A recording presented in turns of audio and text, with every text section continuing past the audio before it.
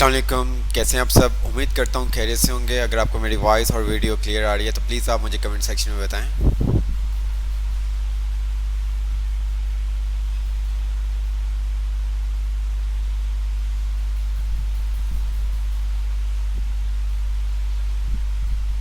Okay, आप सबके message आना स्टार्ट हो गए। वॉइस एंड वीडियो क्लियर है।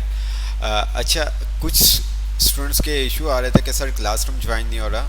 मैं अगेन क्लासरूम का कोड आपको शो कर दूंगा, तो आप ट्राई कीजिएगा कि कुछ स्टूडेंट्स के पास ज्वाइन हो रहा है, कुछ के पास नहीं हो रहा। तो देख लेते हैं आज, वरना फिर न्यू क्लास हम बना के आपको क्लासरूम कोड सेंड कर देंगे।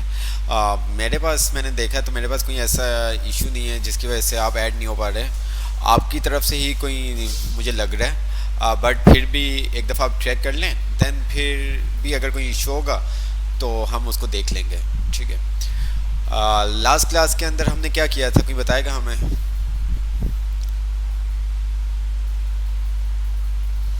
लास्ट क्लास में हमने क्या किया था?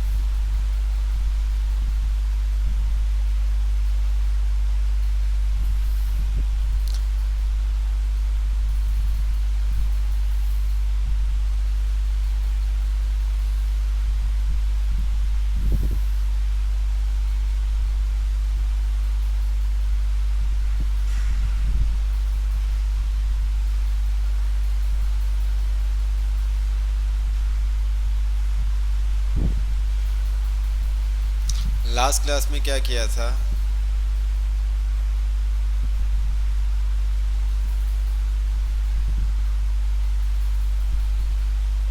चलें, एनीवे, लास्ट क्लास के अंदर हम लिंक का टैब देख रहे थे, ऐसे ही लिस्ट का देखा था और देन लिंक का हमने टैब एंड किया था। लिस्ट के अंदर आपने देखा था और numbering list, bullet list, definition list, ठीक है। और इसके अलावा हमने मल्टी लेवल लिस्ट देखी थी।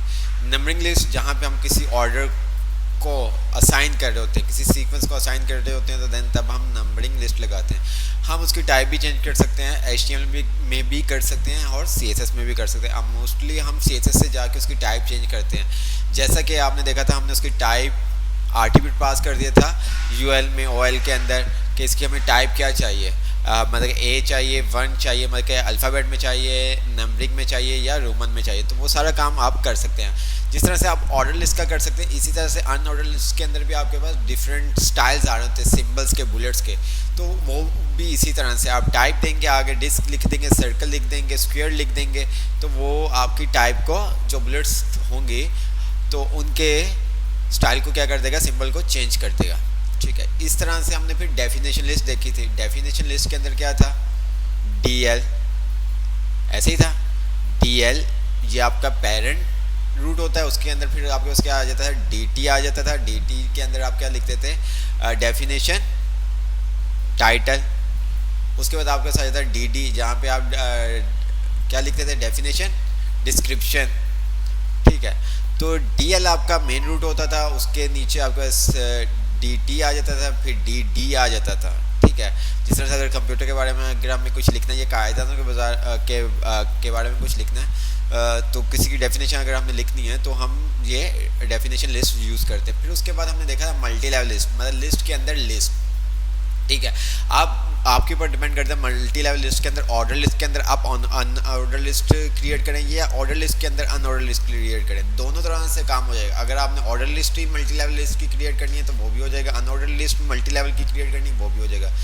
अगर आपने अनऑर्डर लिस्ट के अंदर अनऑर्डर लिस्ट के अंदर order list multi level create करनी है, वो भी आपका काम हो जाएगा। ये सब चीज़ें हमने देखी थी। उसके बाद हमने लिंक का देखा था।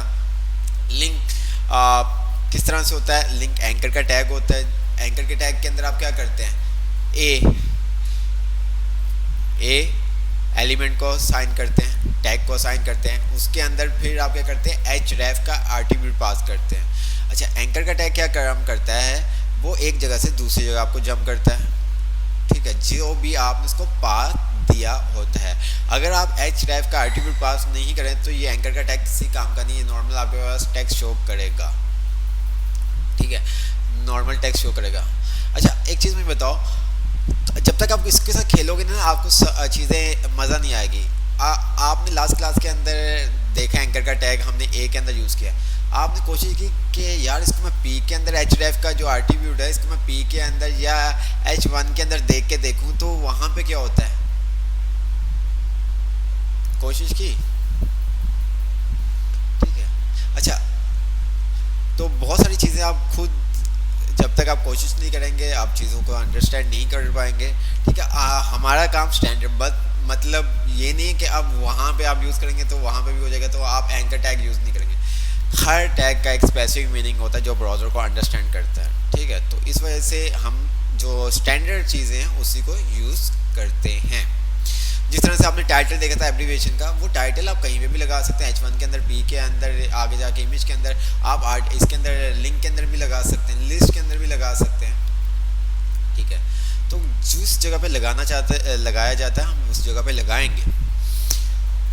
तो इस तरह के काम आप करके देखा करें ताकि आपको आइडिया हो काम किस तरह से होता है। ठीक है, अच्छा उसके बाद हमने देखा था, क्या देखा था, लिंक हमने देख लिया था। अच्छा, अब जब हम क्लिक करते थे दो तरह से हमने लिंक देखे थे। ठीक है, एक हमने रिलेटिव यूआरएल देखा था और एक हमने एब्सोल्यूट यूआरएल देखा था। रिलेटिव यूआरएल क्या होता है, मुझे कोई बताएगा? रिलेटिव यूआरएल कौन सा होता है?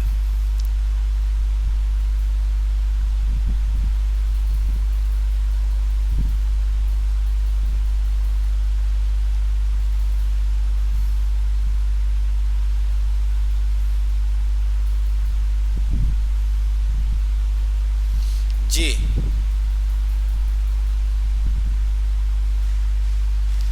रिलेटिव यूआरएल कौन सा होता है?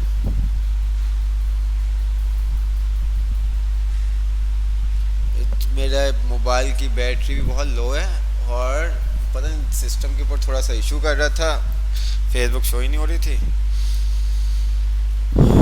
तो आपके कमेंट्स ब्राइटनेस की वजह से नज़र ही नहीं आ रहा था। जो करंट लोकेशन से रिलेशन,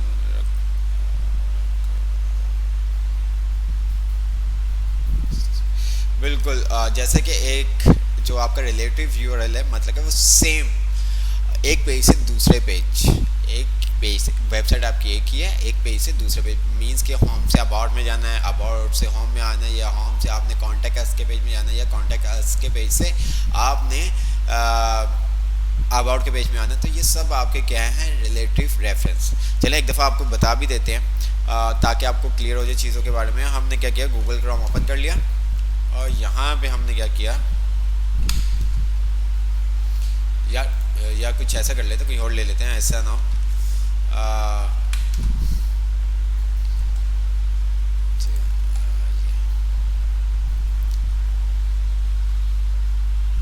अच्छा, अब ये क्या है, आपके कौन से रेफरेंस है? अगर मैं यहाँ पे सर्विस पे आता हूँ, हेल्प पे, ये हेल्थ डिपार्टमेंट, ये कौन सा रेफरेंस है? ये आपका है रिलेटिव रेफरेंस। ठीक है, ये आपका क्या है, रिलेटिव रेफरेंस। मतलब ये अपनी ही वेबसाइट से एक जगह से दूसरी जगह मूव करना।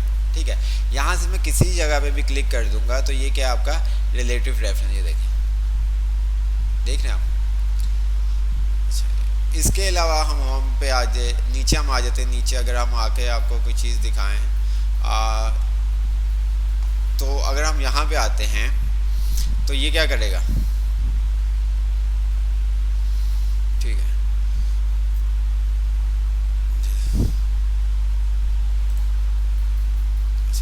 ये इन्होंने मीडिया, ठीक है, अगर जैसे कि यहाँ पे ये लिंक आप देख रहे हैं, ये क्या है, ये आपके हैं एब्सोल्यूट यूआरएल। ये अगर मैं क्लिक करूँगा ट्विटर के ऊपर तो ये देखिए क्या करेगा, मुझे ट्विटर की वेबसाइट। तो ये क्या किया इसने, ये कौन सा लिंक हुआ आपका, कौन सा लिंक हुआ, ये आपका, मैंने ट्विटर पे क्लिक किया और ये हमें ट्विटर पे ले गया। तो ये कौन सा लिंक हुआ, ये आपका हुआ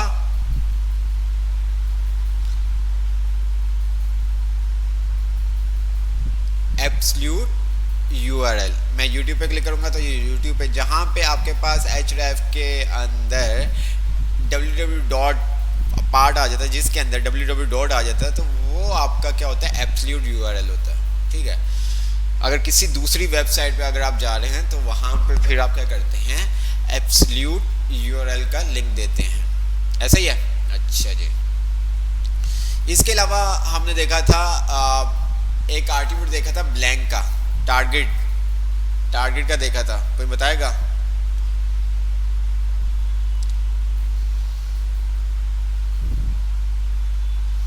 जी। इसके अलावा हमने एक आर्टिब्यूट देखा था टारगेट का, याद है? टारगेट क्या करता था, आपको न्यू टैब पे ओपन करके देता था। जैसे कि अभी हमने ट्विटर पे क्लिक किया था, उसने उसी पेज को चेंज नहीं किया, उसने एक न्यू टैब ओपन किया, तो इसका मतलब वहाँ पे क्या काम हुआ हुआ, टारगेट, मतलब कौन सा एट्रीब्यूट पास हुआ था, टारगेट। ठीक है, वो क्या करता है, उसके अंदर हम वैल्यू देते हैं ब्लैंक की, तो वो क्या करता है, आपको न्यू टैब ओपन करके देता है। इसके अलावा भी बहुत सारे होते हैं आपके पास एट्रीब्यूट। ठीक है, तो आप खुद इन चीज़ों को जब तक एक्सप्लोर नहीं करेंगे तो आप बहुत सारी चीज़ें आप नहीं समझ पाएंगे। ठीक है। अच्छा, इसके अलावा हमने एक और देखा था मेल टू का, मेल टू का एट्रीब्यूट देखा था। अच्छा, जितने भी आपके पास टैग के अंदर जो भी हम लिखते हैं वो सब क्या है, एट्रीब्यूट है, जो टैग को एक्स्ट्रा इंफॉर्मेशन प्रोवाइड कर रहे होते हैं। ठीक है, अब उसके अंदर आपने देखा था किसका, मेल टू का, वो क्या काम करता था, मेल टू।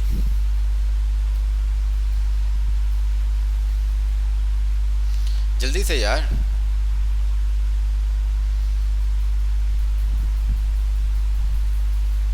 अरे यार, जो बात पूछी जा रही है वो बताओ, गूगल क्लासरूम का बाद में हम देखेंगे। मेल भेजने के तो काम आता है, लेकिन इसके अलावा मेल तो हम वैसे भी भेज सकते हैं, मेल तो हम वैसे भी भेज सकते हैं। अच्छा, मेल टू का जो एट्रीब्यूट है उसका यूज़ करने का फ़ायदा क्या है, बेनिफिट क्या है, कि अगर कोई आपकी यूज़र आपकी वेबसाइट पे आके मेल करना चाहता है आपको, ठीक है, तो वो जस्ट मेल पे क्लिक करेगा तो डायरेक्ट उसके पास क्या होगा, उसका जीमेल जो भी ईमेल वाला है वो ओपन हो जाएगा, जो भी वो यूज़ कर रहा है, जीमेल, आउटलुक, याहू, जो भी यूज़ कर रहा है, जो भी सर्विस यूज़ कर रहा है, वो उसके बाद डायरेक्ट ओपन हो जाएगा और आपका ईमेल वहाँ पे टू पे खुद ही ऑटोमेटिक आ जाएगा। जिस तरह से अगर हम बात करें, तो मैंने आपको बताया था, अगर मैं इनको मेल भेजना चाहता हूँ, सैलानी वेलफेयर इंटरनेशनल ट्रस्ट को मुझे मेल भेजनी है, तो मैं नहीं भेज सकता, मैं यहाँ पे क्लिक करूँगा तो कुछ भी नहीं होगा। क्यों? क्योंकि यहाँ पे इन्होंने मेल टू का ऑप्शन नहीं लगाया हुआ। चले एक चीज़ आपको करके दिखा देते हैं, इंस्पेक्ट का आपको मैंने बताया था। ठीक है, तो हम क्या करते हैं,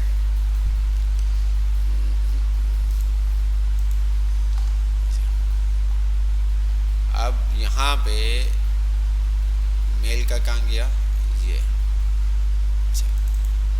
ये इन्होंने वैसे ही लिखा हुआ, ये देखें। ठीक है, तो हम क्या करते हैं, इसको करते हैं एडिट, और यहाँ पे अगर मुझे मेल टू करना है तो मैं क्या करूँगा जी, मुझे बताएं कोई, क्या करूँगा मैं? यहाँ पे देखो, अभी आपको करके दिखाता हूँ। मैंने कहा ए, ठीक है, उसके अंदर मैंने कहा एच रेफ, ठीक है, एच रेफ के अंदर मैंने इसको बता दिया क्या, मेल टू कॉलन दिया मैंने इसको, ओके हो गया। अब मेल टू, ये जो मेरे पास था इसको मैंने कॉपी किया, ये देखिए, और यहाँ पे इस कॉलम के बाद पेस्ट कर दिया, और यहाँ पे मैंने क्या लिख दिया, सेंड मेल, जो भी आपने लिखना है। अच्छा, यहाँ पे भी वैसे ही हमने लिखा रहने दिया ताकि कोई ऐसा इशू ना हो, और मैंने इसको क्या कर दिया, क्लोज कर दिया, एंटर किया। ठीक है, तो अब ये देखिएगा इसने, ओके, इसने क्या किया, इसको क्यों, अच्छा डबल क्यों लग गया इधर,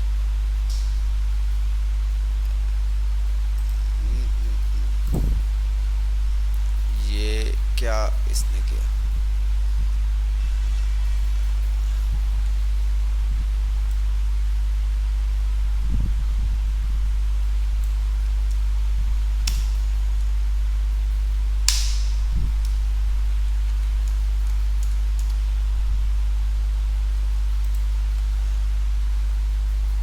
क्यों शो नहीं कर रहा वो,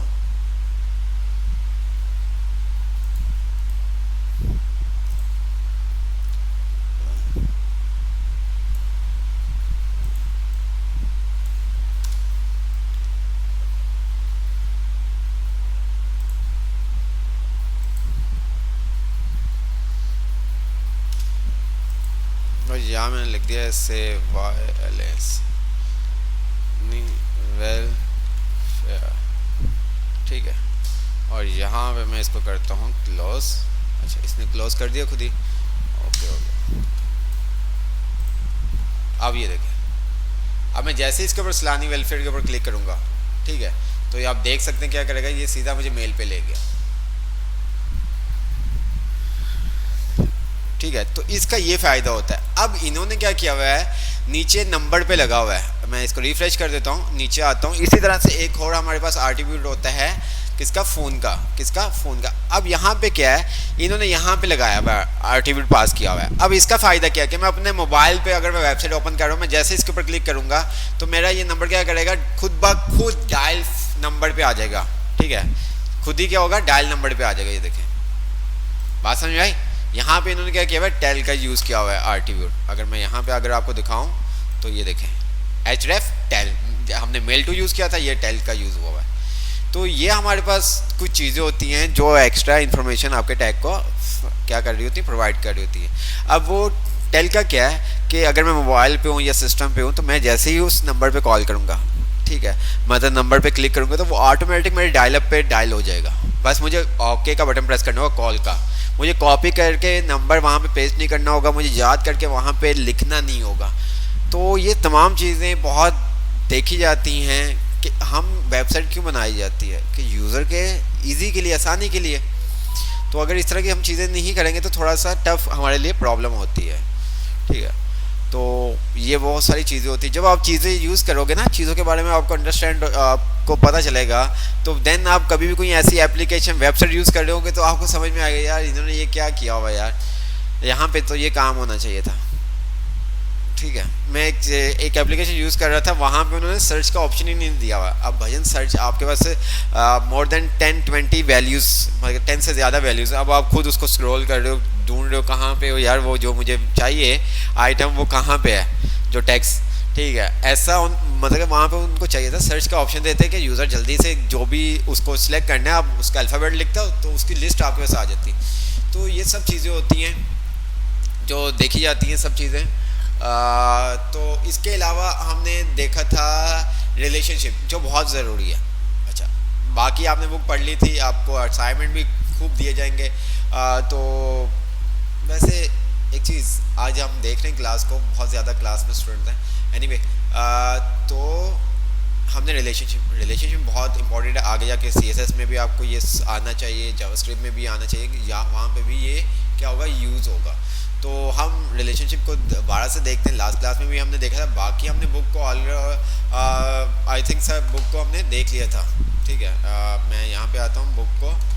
अच्छा, कोई कह रहा था सर ये बुक हमें हार्ड कॉपी में मिल जाएगी, बिल्कुल मिल जाएगी। आप उर्दू बाज़ार चले जाए, वहाँ से आपको ये बुक मिल जाएगी, ठीक है। आप उनको नाम बता देंगे जॉन डैकेट, तो वो आपको बुक दे देंगे। नहीं होगी तो वो कहेंगे हम आपको प्रिंट करके दे देते हैं। तो बहुत सारे ऐसे भी वहाँ पे हैं मौजूद जो आपको वो बुक क्या प्रिंट आउट निकाल के दे देंगे। ये मैंने बुक पे आ गया और हमने लिंक, तो इसको हमने बंद कर दिया।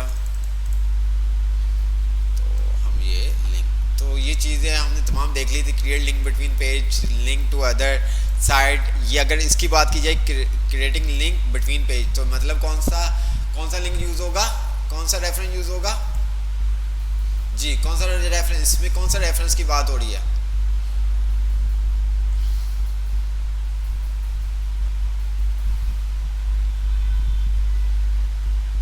जी, इसमें कौन से रेफरेंस, क्या समझ में आता है? Creating link between page, relative, बिल्कुल रिलेटिव की बेटा, href नहीं, href तो आपका आर्टिब्यूट है। तो यहाँ पे क्या रिलेटिव, यहाँ पे वो किसका, एब्सोल्यूट।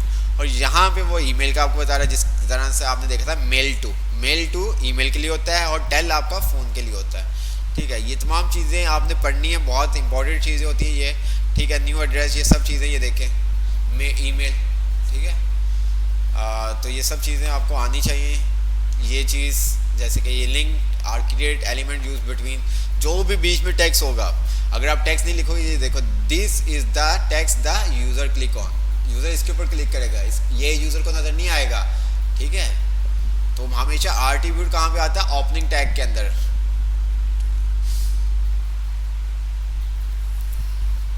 ये आपने एंकर देखा था, ये तमाम चीज़ें एब्सोल्यूट आपने देख लिया था, फिर सब एब्सोल्यूट ये आपके रिलेटिव आपके साथ आ गया, ठीक है। फिर ये डाटा डायरेक्टरी स्ट्रक्चर अभी हम देखते हैं। तो इसी तरह से ये तमाम चीज़ें हमने देख ली थी।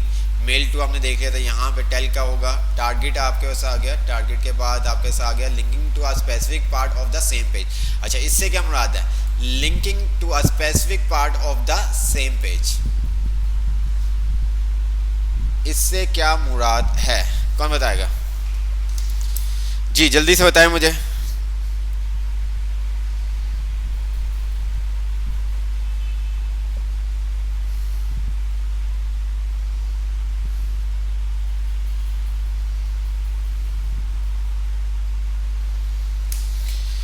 जी,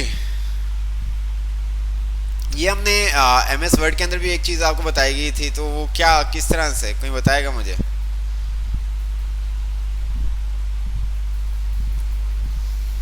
जी, वहाँ पे भी हमने ये काम किया था।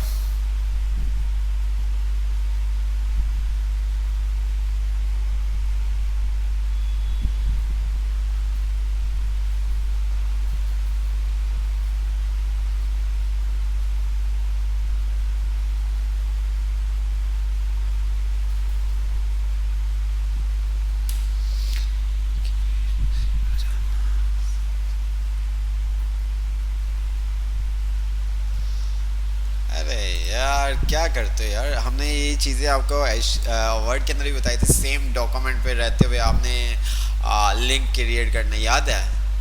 अच्छा, इसके अंदर भी यही चीज़ है कि अगर आपको आप एक ही पेज पे रहते हुए मतलब ऊपर से नीचे, नीचे से ऊपर जाना, जिस तरह से किसी सेक्शन पे आपने जिस स्पेसिफिक सेक्शन पे जाना सेम पेज पे, तो उसके लिए हम ये क्या करते हैं, आईडीज़ और क्लास का यूज़ करते हैं। तो जिस तरह से यहाँ पे इसने यूज़ किया हुआ है वैसे ही हम यूज़ करके देखते हैं इसने कि ये तमाम चीज़ें की हुई हैं, ठीक है। तो यहाँ पे इसने आईडी की बात की, देख लेते हैं। At the top long other, सही है, बिफोर, ये टेक्स्ट आप पढ़ लिया, हाँ, आईडी एट्रीब्यूट, ठीक है। ये चीज़ हम पढ़ लेते ताकि आपको समझ में आ जाए। The value of the ID attribute should start with a letter और an underscore, not a number. जो आईडी आप देंगे, क्या आईडी देंगे वो भी आपको बता देते हैं, लेकिन वो उसने कहा है कि आप अल्फ़ाबेट और अंडरस्कोर से स्टार्ट कर सकते, नंबर से स्टार्ट नहीं कर सकते। And on a single page, ठीक है, नो टू एट्रीब्यूट, ठीक है, should have the same value, तो आपको सेम वैल्यू देनी होगी। अब हम समझ लेते हैं कि किस तरह से उसने बात की हुई है। तो अब हम आ जाते हैं, अब हमने क्या किया, लास्ट क्लास के अंदर हमने कुछ बनाया था, तो ये चैप्टर हम इसी बुक के अंदर, चले हम क्या करते हैं, आईडी,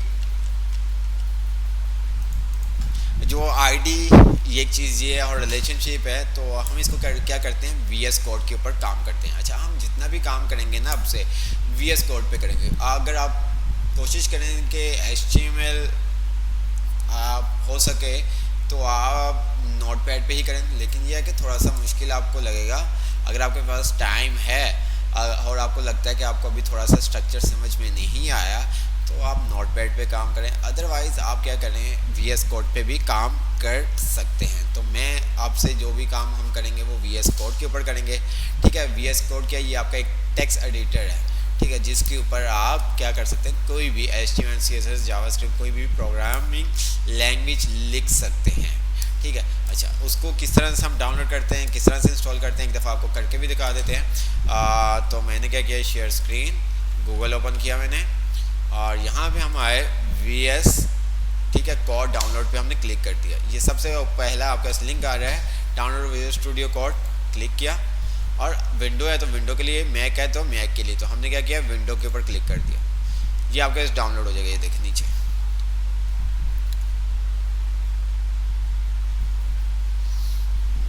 अगर आपने नोटपैड यूज़ करना है तो नोटपैड से अच्छा VS कोड यूज़ कर लो यार, ठीक है। मैंने तो नोटपैड इसलिए करवाया था क्योंकि वो आपको डाउनलोड नहीं करना पड़ता, तो जब डाउनलोड ही करना है तो आप फिर VS कोड यूज़ करो यार। तो ये आपने डाउनलोड कर लेंगे, आप इसके ऊपर क्लिक करेंगे, रन करेंगे, ठीक है। मेरे पास ऑलरेडी इंस्टॉल हुआ हुआ है, देन फिर भी मैं आपको इंस्टॉल करके दिखा रहा हूँ।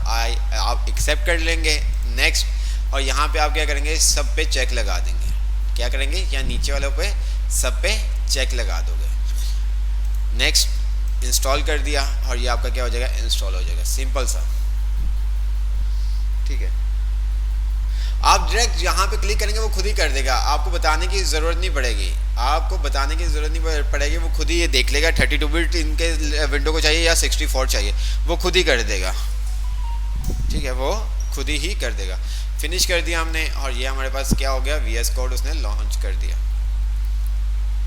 ये हम इसको बंद कर देते हैं ताकि हम अपना ओपन कर सकें। हमने क्या किया, यहाँ तक समझ में आ गया। VS कोड डाउनलोड किस तरह से होगा, इंस्टॉल कैसे होगा, ये क्लियर है। VS कोड डाउनलोड और इंस्टॉल कैसे होगा, ये सब क्लियर है। अच्छा, वो अभी मैसेज देख रहा था, कह रहे थे सर नोट प्लस प्लस, भाई वो भी आपको डाउनलोड करना पड़ेगा। इसलिए हमने स्टार्टिंग में नोटपैड पे काम किया था, क्योंकि वो बाय डिफॉल्ट आपके सिस्टम, हर किसी के सिस्टम में इंस्टॉल होता है। ठीक है, अच्छा, उसका करवाने का भी मकसद ये था कि थोड़ा सा आपको स्ट्रक्चर के बारे में पता चले, ओपनिंग टैग क्लोजिंग टैग को आप अंडरस्टैंड कर सकें। तो ये सब चीज़ें हैं। ये जो हमारे पास टेक्स्ट एडिटर होते हैं ना, ये हमें बहुत ही आसानी देते हैं। ठीक है, ये इम्पैक्ट होते हैं। जस्ट आप इसको बताते हो, आप ओपनिंग टैग लिखोगे, क्लोजिंग टैग खुद ही आ जाएगा। बहुत सारी चीज़ें आपके लिए आसान होगी। आपको आप पूरा बॉयलर प्लेट आपको क्रिएट करके दे देगा। जैसे हमने बॉयलर प्लेट की थी, स्ट्रक्चर जो इसको हम नाम दे रहे थे, हमने रूट एलिमेंट बनाया था, मतलब सबसे पहले डॉक टाइप HTML लिखा था, फिर उसके बाद हमने HTML का बनाया था, फिर HTML के अंदर हमने हेड का बनाया था, फिर हेड के बाद हमने बॉडी का बनाया था। तो ये सब चीज़ें हमें वन क्लिक के ऊपर दे देता है। ठीक है, हम H1 लिखेंगे, टैब की प्रेस करेंगे, ये ओपनिंग टैग क्लोजिंग टैग खुद ही दे देगा। हम P लिखेंगे, टैब की प्रेस करेंगे, ओपनिंग टैग क्लोजिंग टैग खुद ही दे देगा। हम A करेंगे, A लिखेंगे, टैब की प्रेस करेंगे, href का एट्रीब्यूट हमें खुद ही दे देगा। तो ये हमें बहुत सारी आसानी प्रोवाइड करता है। ठीक है, तो आप लोगों को समझ में आ। अब ये देखें हमने क्या किया, मैं इसको बंद कर देता हूँ और इसको भी मिनिमाइज, और हम क्या करते हैं, जिस PC में आते हैं, और यहाँ पे आने के बाद हमने क्या किया, एक फ़ोल्डर बना लिया। ठीक है, फ़ोल्डर बना लिया, न्यू फोल्डर ये अभी रहने देते हैं, बाद में नाम चेंज कर लेंगे। अच्छा, यहाँ पे एक और मैंने क्या किया, फ़ोल्डर बना लेता हूँ, माई फर्स्ट वेबसाइट। ठीक है, ये फोल्डर बना लिया, और इस फोल्डर के अंदर में आया। ठीक है, माई फर्स्ट वेबसाइट के अंदर, और यहाँ पर मैंने क्या किया, ऊपर क्लिक किया, और यहाँ पे मैंने लिखा CMD। क्या लिखा, CMD। ये कमांड प्रॉम्प्ट आपके पास होता है, एंटर किया, आपके पास कमांड प्रॉम्प्ट ओपन हो गया। यहाँ पे आप लिखोगे CODE स्पेस डॉट एंटर। तो आपके पास क्या होगा, इस डायरेक्टरी के अंदर, ये देखें माई फर्स्ट वेबसाइट के अंदर आपका VS कोड ओपन हो गया। अब यहाँ पे आप फाइल क्रिएट कर सकते हैं, या दूसरा काम आप क्या कर सकते हैं, अगर आपने यहाँ पे नहीं क्लिक करना माई फर्स्ट वेबसाइट पे, आप राइट क्लिक करें और यहाँ पे आपके सारा ओपन विद कोड। तो ये देखें, देन तब भी आपका काम सेम है, वो देखें,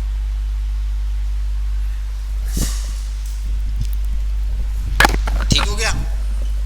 देन तब भी आपका काम सेम है। अच्छा, ये जो आपके पास ऑप्शन आ रहा है ना, ये जो आपके पास ऑप्शन आ रहा है, तो ये चार जो ऑप्शन आ रहे थे ना, जिसके ऊपर मैंने कहा था चेक लगाने, तो ये उसकी वजह से आ रहा है। अगर आप चेक नहीं लगाओगे तो फिर ये आपके पास ऑप्शन नहीं आएगा, इतना मैं आपको बता दूं। तो वो चारों पे आपने चेक लगाना होगा, ताकि आपको तमाम जगह पे VS कोड को आप इजी से एक्सेस कर सकें। मैंने क्या किया, ओपन विद कोड, ओपन हो गया। अच्छा, अब मैं यहाँ पे आता हूँ, तो ये देखिए माई फर्स्ट वेबसाइट आ रही है, देखा आपने नीचे, ये आप देखो ये क्या चीज़ है। अब जो आपके माई वेबसाइट शो कर रहा है, ये क्या है, नीचे अगर आप हैंड लेके गए, उसने क्या किया, आपको शो कर रहा है कुछ माई फर्स्ट वेबसाइट। तो अगर आपके पास इस तरह की चीज़ कोई आ रही हो, तो इसका मतलब क्या होगा, क्या चीज़ यूज़ हुई है।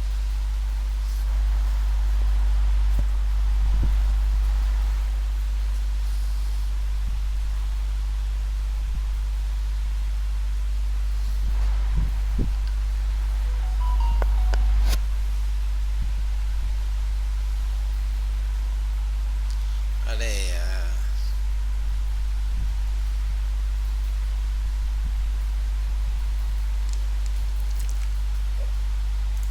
मेरे प्यारे भाइयों भाइयों भाइयों, ना करें ऐसा। जब भी आपके पास इस तरह से ऊपर कोई चीज़ आएगी, तो आप क्या, आपने देखा है टाइटल, ये सारा काम टाइटल के थ्रू आ रहा होता है। ठीक है, ये टाइटल, यहाँ पे जब भी आपके पास कोई बॉक्स बना हुआ छोटा सा आ रहा होगा, उसके अंदर टेक्स्ट लिखा हुआ आ रहा होगा, तो उसका काम है वो टाइटल का एट्रीब्यूट पास हुआ है। ठीक है, वो टाइटल की वजह से आ रहा है। अक्सर आप इमेज के ऊपर देखते हो, आप इमेज के ऊपर भी माउस ओवर करते हो, तो वहाँ पे टेक्स्ट लिखा हुआ आता है। तो वो भी टाइटल का एट्रीब्यूट की वजह से आता है। तो अभी मैं फाइल के ऊपर टेक्स्ट के ऊपर लेके जा रहा था, नीचे येलो बॉक्स के अंदर आ रहा था माय फर्स्ट वेबसाइट, तो वो टाइटल है, आपका टाइटल का एट्रीब्यूट है। हाँ, थोड़ा सा ये चीज़ को यूज़ करो, वरना अभी एचटीएमएल बहुत इजी है। मैं आपको क्लियर बात बता रहा हूँ, अभी आपको मज़ा भी आ रहा होगा। जैसे आप सीएसएस में जाओगे थोड़ा सा आपको प्रॉब्लम होगी, जावास्क्रिप्ट में जाएंगे और उससे ज़्यादा प्रॉब्लम होगी। तो ये चीज़ें आप समझ लें, क्योंकि अभी आप सिंगल एचटीएमएल यूज़ कर रहे हैं, इतना मसला नहीं होगा, ठीक है, कोई ऐसा मसला नहीं होगा, ठीक है। लेकिन क्या होगा, जब आप HTML पढ़ने के बाद CSS में आएंगे तो आपको HTML और CSS दोनों काम करने होंगे, ठीक है। तो उसके अंदर फिर आपको चीज़ें समझ में आएंगी, या अच्छा यहाँ पे मैंने मसला किया था, इस वजह से ये चीज़ नहीं हो रही। फिर जब जावास्क्रिप्ट में आएंगे, HTML CSS जावास्क्रिप्ट तीनों चीज़ें यूज़ करनी होंगी। ऐसा नहीं कि आपने भूल जाना है, जैसे हमने MS ऑफिस किया था, वर्ड किया था, तो एक्सेल में वो चीज़ ही नहीं। लेकिन इसके अंदर तमाम चीज़ें, क्योंकि कोई भी वेबसाइट अगर आपने बनानी तो उसका स्ट्रक्चर आपको HTML पे बनाना है। कोई आपको वेबसाइट की स्टाइलिंग करनी है तो CSS ही यूज़ करनी है आपने। डिफरेंट लाइब्रेरीज आपके फ्रेमवर्क्स हैं, वो भी आप यूज़ कर सकते हैं, लेकिन CSS, ठीक है, स्ट्रक्चर बनाने के लिए आपको HTML यूज़ करना पड़ेगा। तो ये सब चीज़ें हैं। तो अब हम आते हैं, तो यहाँ पे ये देखिए, मैंने माउस लेके आ रहा हूँ, ये माय फर्स्ट वेबसाइट, ये क्या आ गया, टाइटल आ गया। मैंने क्या किया, यहाँ पे आपके पास एक आइकन आ रहा है प्लस का, न्यू फाइल और न्यू फोल्डर। तो हमने क्या किया, यहाँ पे न्यू फाइल के ऊपर क्लिक कर दिया, ठीक है, और मैंने यहाँ पे लिखा इंडेक्स डॉट HTML की एक्सेक्शन फाइल का क्या होता है, जैसे वर्ड की हम एक्सेक्शन फाइल का बात करते थे, उसकी टाइप क्या होती थी वर्ड की, और अगर हम HTML की बात करें, HTML की टाइप क्या होगी,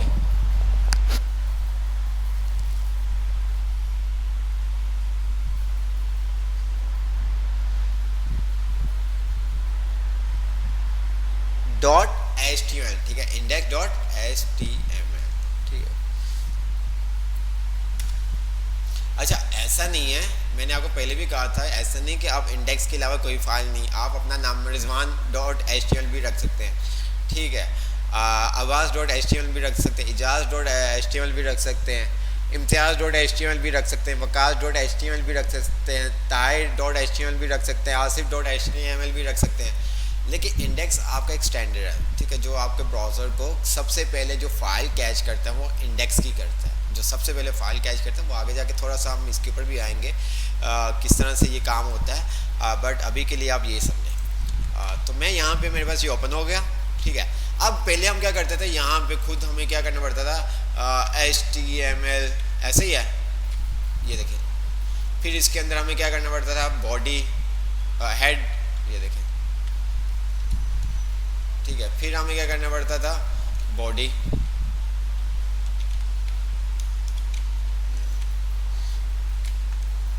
अब इसके अंदर जो भी हम लिखते थे वो हम लिख सकते थे। अच्छा, इसके अंदर स्पेलिंग मिस्टेक का कोई ऐसा चीज सीन नहीं होता, वो खुद ही आपको क्या कर रहा होता है, वो दे रहा होता गाइड,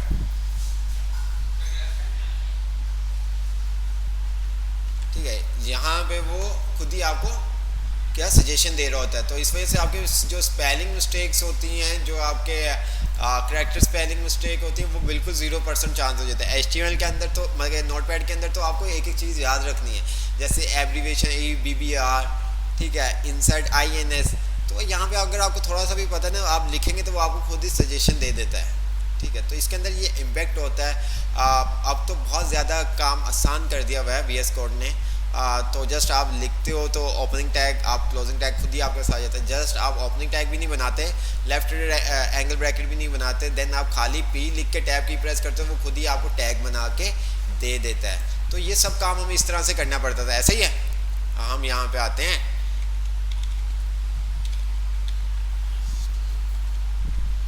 और मैंने क्या किया, इसको सेव कर दिया। अब मैंने क्या किया, यहाँ पे राइट क्लिक किया, राइट क्लिक किया, और यहाँ पे आने के बाद मैंने क्या किया, ओपन विथ, ठीक है। अच्छा, इसने हम ओपन विथ नहीं करते, यहाँ पे हम कर लेते कॉपी, बात भी नहीं करते, तो फाइल एक्सप्लोर कर देते हैं। ये देखो, यहाँ पे डबल क्लिक किया, ये मेरे पास आ गया, ठीक है। अच्छा, ये काम इस तरह से। अब इसको मैंने क्या किया, सबको डिलीट कर दिया। अब ये सब चीज़ें हमें बनाने की ज़रूरत नहीं है। हम क्या करेंगे, शिफ्ट वन की प्रेस करेंगे हमारे पास एक्सलेशन मार्क आ गया। ठीक है, ये इम्पैक्ट एब्रीवेशन ये आपको बता रहा है कि भाई अगर आप ये चीज़ यूज़ करोगे ना एक्सलेशन मार्क, तो मैं आपको पूरा बॉयलर प्लेट बना के दे दूंगा। ये देखिए मैंने क्या किया, एक्सलेशन मार्क का साइन लगाया और कीबोर्ड से टैब की प्रेस कर दी, ये पूरा आपके पास बना हुआ आ गया। मैंने कुछ नहीं लिखा, जस्ट मैंने एक्सलेशन मार्क, मैंने ये वाला साइन लगाया है, ये वाला साइन लगा के टैब की प्रेस की, उसने खुद ही मुझे पूरा बॉयलर प्लेट बना के दे दी। ठीक है,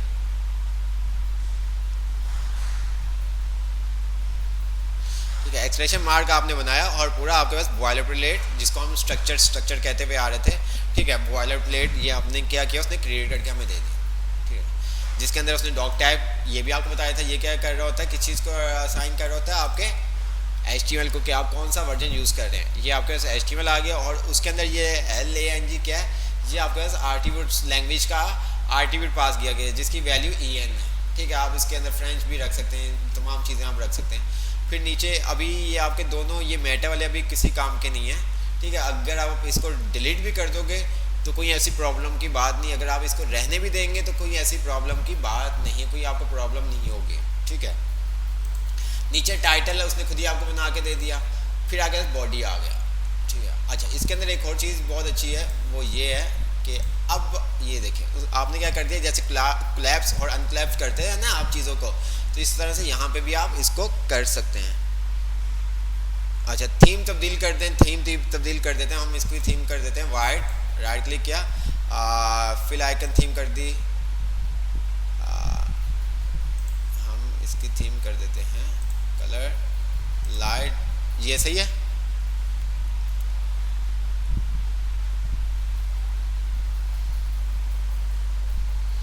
ये ठीक है कलर,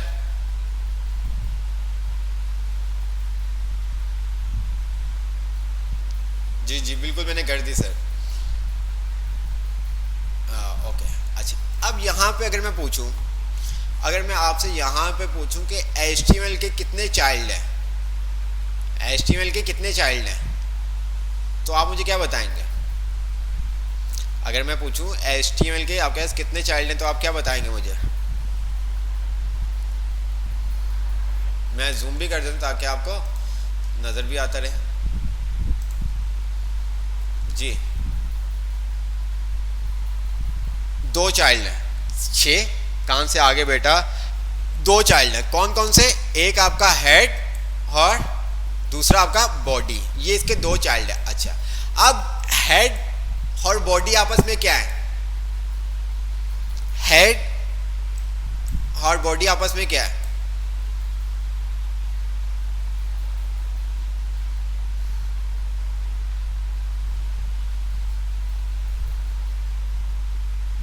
सिबलिंग, सिबलिंग जिसको हम कहते हैं बाई बाई। ठीक है, ये दोनों क्या है, बॉडी और हेड क्या है, बाई बाई। अब अगर मैं हेड को ओपन करता हूं तो हेड के अंदर मजीद कितने चाइल्ड हैं, हेड के अंदर मजीद कितने चाइल्ड हैं?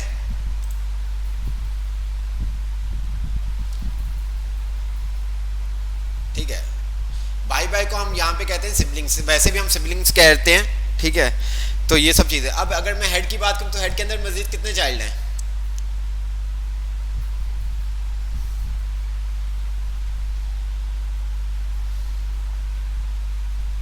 3 चाइल्ड, मेटा, मेटा और टाइटल।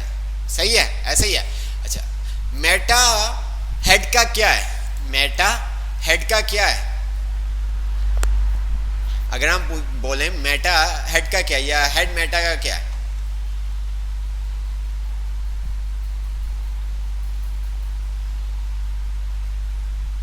हैं सिबलिंग कैसे होगा? मेटा, मेटा की बात करो, मेटा हेड का क्या है?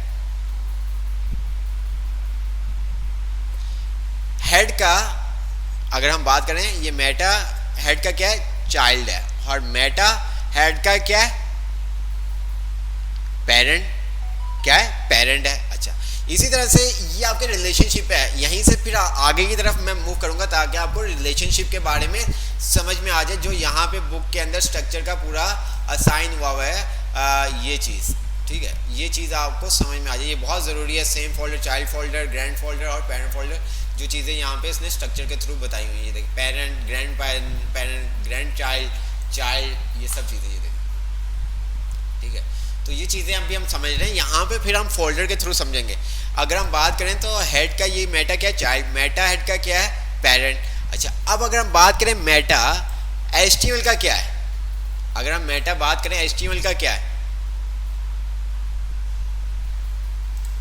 मेटा HTML का क्या है, क्या रिलेशनशिप है, मेटा HTML का क्या, इनका आपस में क्या रिलेशनशिप है।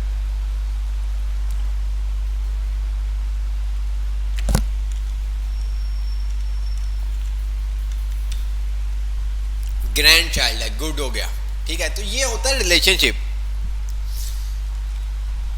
इसको हम कहते हैं रिलेशनशिप। जिस तरह से हम अमूमन बात कर रहे होते हैं, यार ये मेरे दादा बुपूरी एक क्या कहते हैं आप लोग, हालांकि आपने मुझे बताया भी था जब हम MS ऑफिस पढ़ रहे थे, जब हम लिस्ट बना रहे थे तब हमने मल्टी लेवल लिस्ट बनाई थी, याद है। तो वही सिनेरियो इसके अंदर, मल्टी लेवल लिस्ट का जो सिनेरियो ना, वही सिनेरियो इसके अंदर है, ग्रैंड चाइल्ड के अंदर। कुछ समझ में आ रहा है याद। अब मुझे नहीं, अभी नहीं, अभी ये चीज़ नहीं अभी ये हुई, अभी तो बहुत आसान है। टेबल पे आप थोड़ा सा आओगे, टेबल पे थोड़ा सा आपको हल्का सा झटका लगेगा, फॉर्म पे आओगे तो थोड़ा सा झटका लगेगा। अभी के लिए तो ऐसी चीज़ें कि बस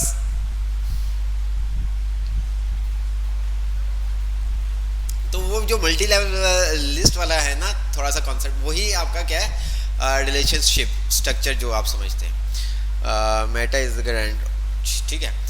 तो हम आगे चलते हैं। अब यहाँ पे देखें ध्यान से, मैंने क्या स्क्रीन शेयर कर दी। अब यहाँ पे मुझे क्या करना है, बॉडी के अंदर, तो हमें वहाँ पे क्या करना पड़ रहा था, कंप्लीट लिखना पड़ता था H1, फिर हमें क्या करना पड़ता था, राइट एंगल ब्रैकेट। जहाँ पे क्या हुआ, जैसे मैंने राइट एंगल ब्रैकेट लगाई, उसने खुद ही क्या कर दिया, क्लोजिंग टैग भी मुझे दे दिया। अगर आपको ये काम नहीं करना, आप क्या करें, सिंपल H1 लिखें, ये आगे आपके पास इम्पैक्ट एब्रीविएशन, आपने क्या किया, टैब की प्रेस कर दी, क्या कर दी, टैब की, आपके पास ओपनिंग टैग क्लोजिंग टैग खुद ही आ गया। अगर आपने P करना है, आप P पे टैब की प्रेस कर दें, ठीक है। आपने एब्रीविएशन लगाना है, आप एब्रीविएशन कर दें, ये देखें आ गया आपके पास एब्रीविएशन, ये देखें कुछ भी नहीं, ब्लैंक करना है, लिंक करना है, मेल टू, ये देखें सब आपके पास खुद ही आ रहे हैं एब्रीविएशन। आप वहाँ पे खुद ही ये देखिए नीचे आपको बता रहा है, टाइटल का एट्रीब्यूट दे देगा आपको, ये देखें, ठीक है।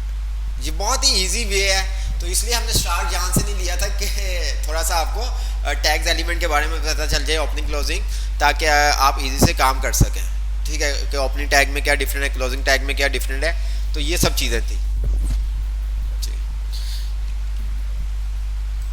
कोई चीज़ समझ में ना आए, आप फ़ौरन से पूछ सकते हो, अगर नहीं पूछोगे तो आप अपना लॉस करोगे, ठीक है। तो जो चीज़ समझ में ना आए आप कमेंट्स कर सकते हैं, हम आपको उसका आंसर ज़रूर देंगे, ठीक है। लेकिन ऐसा भी नहीं है कि क्लास आपने ली नहीं और आप बाद में कहें सर ये समझ में नहीं आया, ठीक है। हम आंसर उनको ही देंगे जो क्लास अटेंड करेंगे, सिंपल सी बात है। अच्छा, ये सब चीज़ें आपके पास आ रही हैं, देखें मैंने इंसर्ट करना है, ये देखें INS, ये देखें, ठीक है, ये देखें डिलीट करना है, डिलीट। तो आपको कुछ मतलब कि ओपनिंग टैग क्लोजिंग टैग वो खुद ही आपको क्या करेगा, ओपनिंग टैग और क्लोजिंग टैग बना के दे देगा,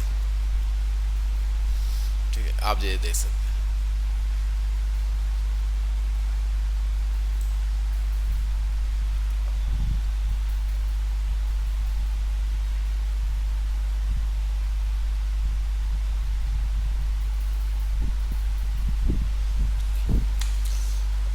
अच्छा जी, अब हम आ जाते हैं, हमने क्या किया, H1 टैब की प्रेस की, माय फर्स्ट वेबसाइट। अच्छा मुझे ये बताओ, ये टाइटल क्या है, टाइटल क्या है, टाइटल क्या है,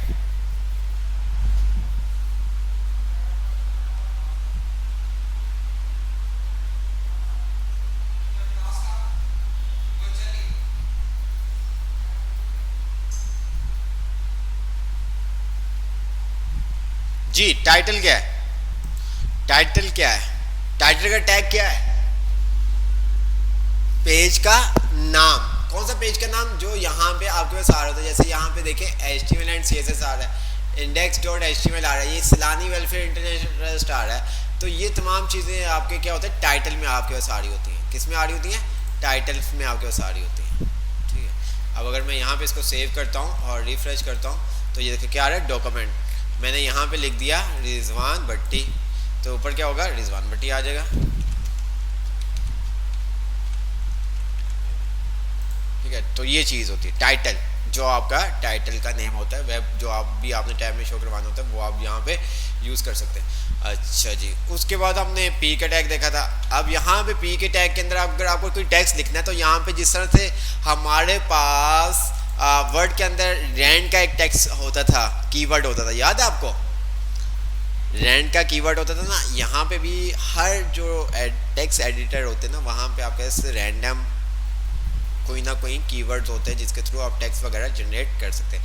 यहाँ पे एक टेक्स्ट कीवर्ड है लॉरम का, तो यहाँ पे हम आके लिखते हैं LOREM, तो ये हमें क्या करेगा, रैंडम टेक्स्ट जनरेट करके दे देगा। मैं अगर 10 लिखूंगा तो ये 10 मुझे क्या कर देगा, 10 लेटर्स लिख के दे देगा। मैं 100 लिखूंगा तो 100 लिख के दे देगा। ये देख रहे हैं आप, 10 वर्ड लिख के दे दिए मुझे, 1 2 3 4 5, ठीक है, 6 7 8 9 10, ये देखिए 10 वर्ड लिख के दे दिए।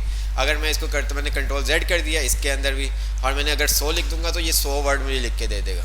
ठीक है, 1000 लिखूंगा तो ये 1000 वर्ड लिख के दे देगा। मैंने 10 वर्ड लिख दिए। ठीक है, ओहो चले सॉरी यार, स्क्रीन शेयर नहीं की थी। हम दोबारा से कर लेते हैं, सॉरी।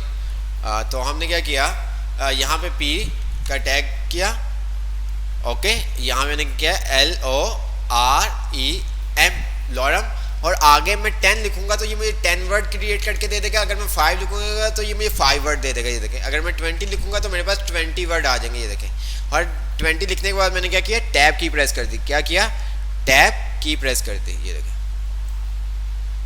तो मेरे पास, अब मैं इसको सेव किया इसको। अच्छा, यहाँ पे भी वही चीज़ है। अब वहाँ पे नोटपैड में क्या होता था कि आपको फाइल बार बार सेव करनी पड़ती थी। नोटपैड में क्या होता था, आपको बार बार फाइल सेव करनी पड़ती थी। ठीक है, यहाँ पे भी आपके पास ऑप्शन है, या तो आप बार बार सेव करते रहो, या आप चाहते हो कि खुद ही ऑटोमेटिक आपकी फाइल सेव होती रही। जैसे ही आप कोई चीज़ चेंज करो तो ऑटोमेटिक आपकी फाइल सेव हो जाए। तो ये ऑप्शन भी यहाँ पर है। वो कहाँ पे है, वो आपको भी सेटिंग में आप आए। ठीक है, क्यों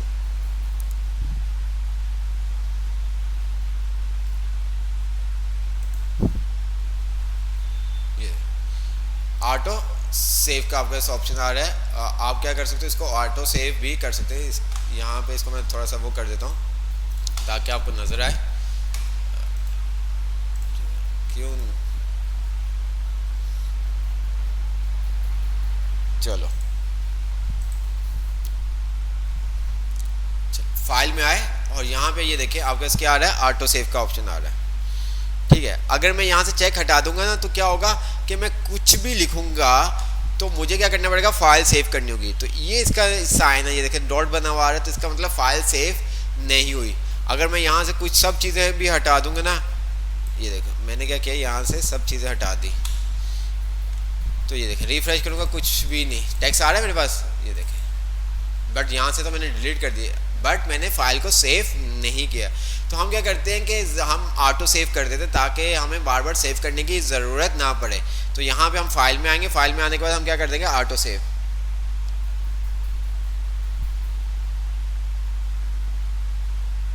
ठीक है, ऑटो सेव,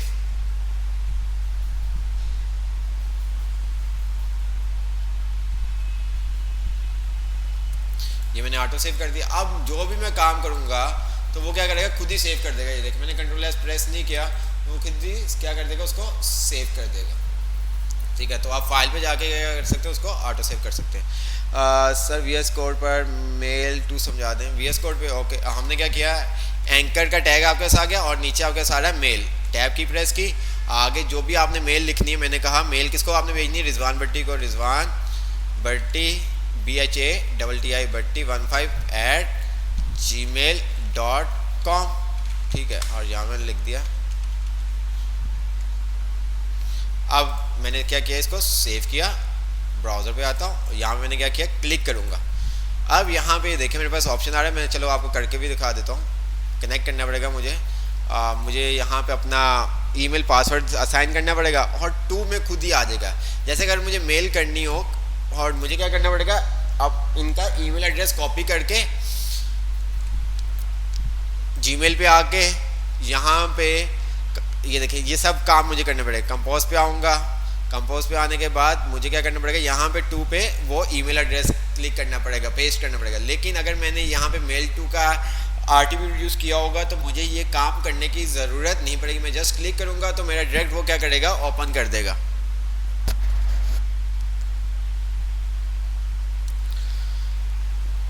ठीक है, तो ये सब चीज़ें इसी तरह से आपके पास टेल का आपके सारा होता है। टेल आप यूज़ कर सकते हैं, वो आपके ऊपर डिपेंड करता है कि आप क्या काम कर रहे हैं। तो यहाँ तक हमने देख लिया था। ठीक है, अब हम आ जाते हैं नीचे। मैंने इसको भी डिलीट कर देता हूँ। ठीक है, तो जिस तरह आप दूसरी चीज़ों को डिलीट करते हैं इसी तरह से इसके अंदर भी आप डिलीट कर सकते हैं। मैंने क्या किया, यहाँ पे क्या करूँगा, जो हमारे पास आईडी वाला काम था वो हम यहाँ पे करेंगे ताकि आपको वो चीज़ समझ में आ सके। रिलेशनशिप तो काफ़ी हद तक आपको समझ में आ गया होगा, ऐसे ही है। तो यहाँ पे हमने क्या किया, मैंने क्या बना दिया, जिस तरह से हमने वहाँ पे काम किया था। हमने कहा हमने यहाँ पे माई फर्स्ट वेबसाइट और नीचे हम आके हमने कहा H for my first paragraph.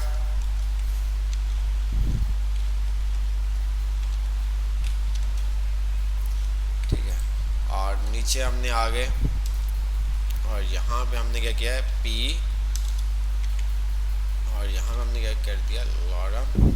अच्छा, राइट क्लिक करके आप अपने डॉक्यूमेंट को फॉर्मेट भी कर सकते हैं ताकि आपको एक ही जिस तरह से रैप टेक्स्ट होता है वो वाली चीज़ यहाँ पे आ जाती है। तो मैं इसको क्या करता हूँ, ज़्यादा लिख देता हूँ ताकि मैंने लिख दिया 500 वर्ड, तो ये मुझे क्या करेगा 500 वर्ड मुझे क्रिएट करके दे देगा। अच्छा जी, अब अगर मैं इसको चेक करूँ तो ये हमारे पास कितना आया। अच्छा, यहाँ पे तक आया। फिर इसी तरह से हमने क्या किया, एक और बना लिया P का टैग और यहाँ पे भी हमने क्या किया,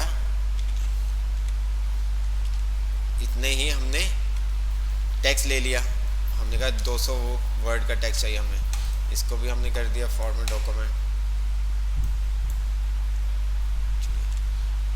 तो अब अगर हम देखें तो कुछ इस तरह से हमारे पास आ रहा है। अच्छा, इसको भी थोड़ा सा और कर देते हैं, एक और टेक्स्ट ले लेते हैं P और यहाँ पे हमने क्या किया,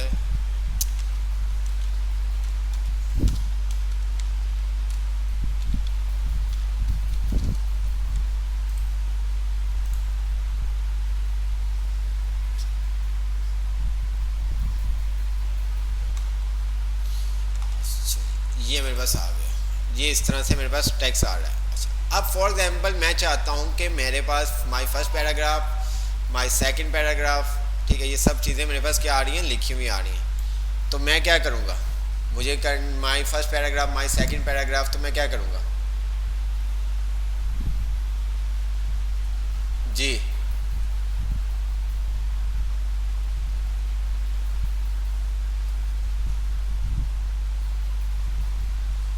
क्या काम करूँगा,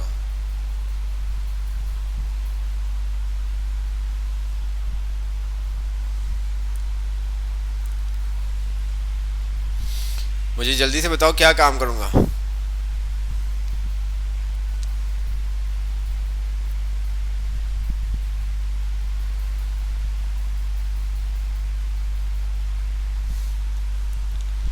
अच्छा, मैंने क्या किया माय फर्स्ट और इसी तरह से मैंने ऑल्टर शिफ्ट करके इसकी कॉपी कर लेता हूँ। ये चीज़ें आप खुद ही कॉपी वो कीजिएगा ताकि आपको समझ में आए। मैंने कहा माय फर्स्ट पैरा और मैंने यहाँ पे लिख दिया सेकंड पैरा, और यहाँ मैंने लिख दिया थर्ड। ठीक है,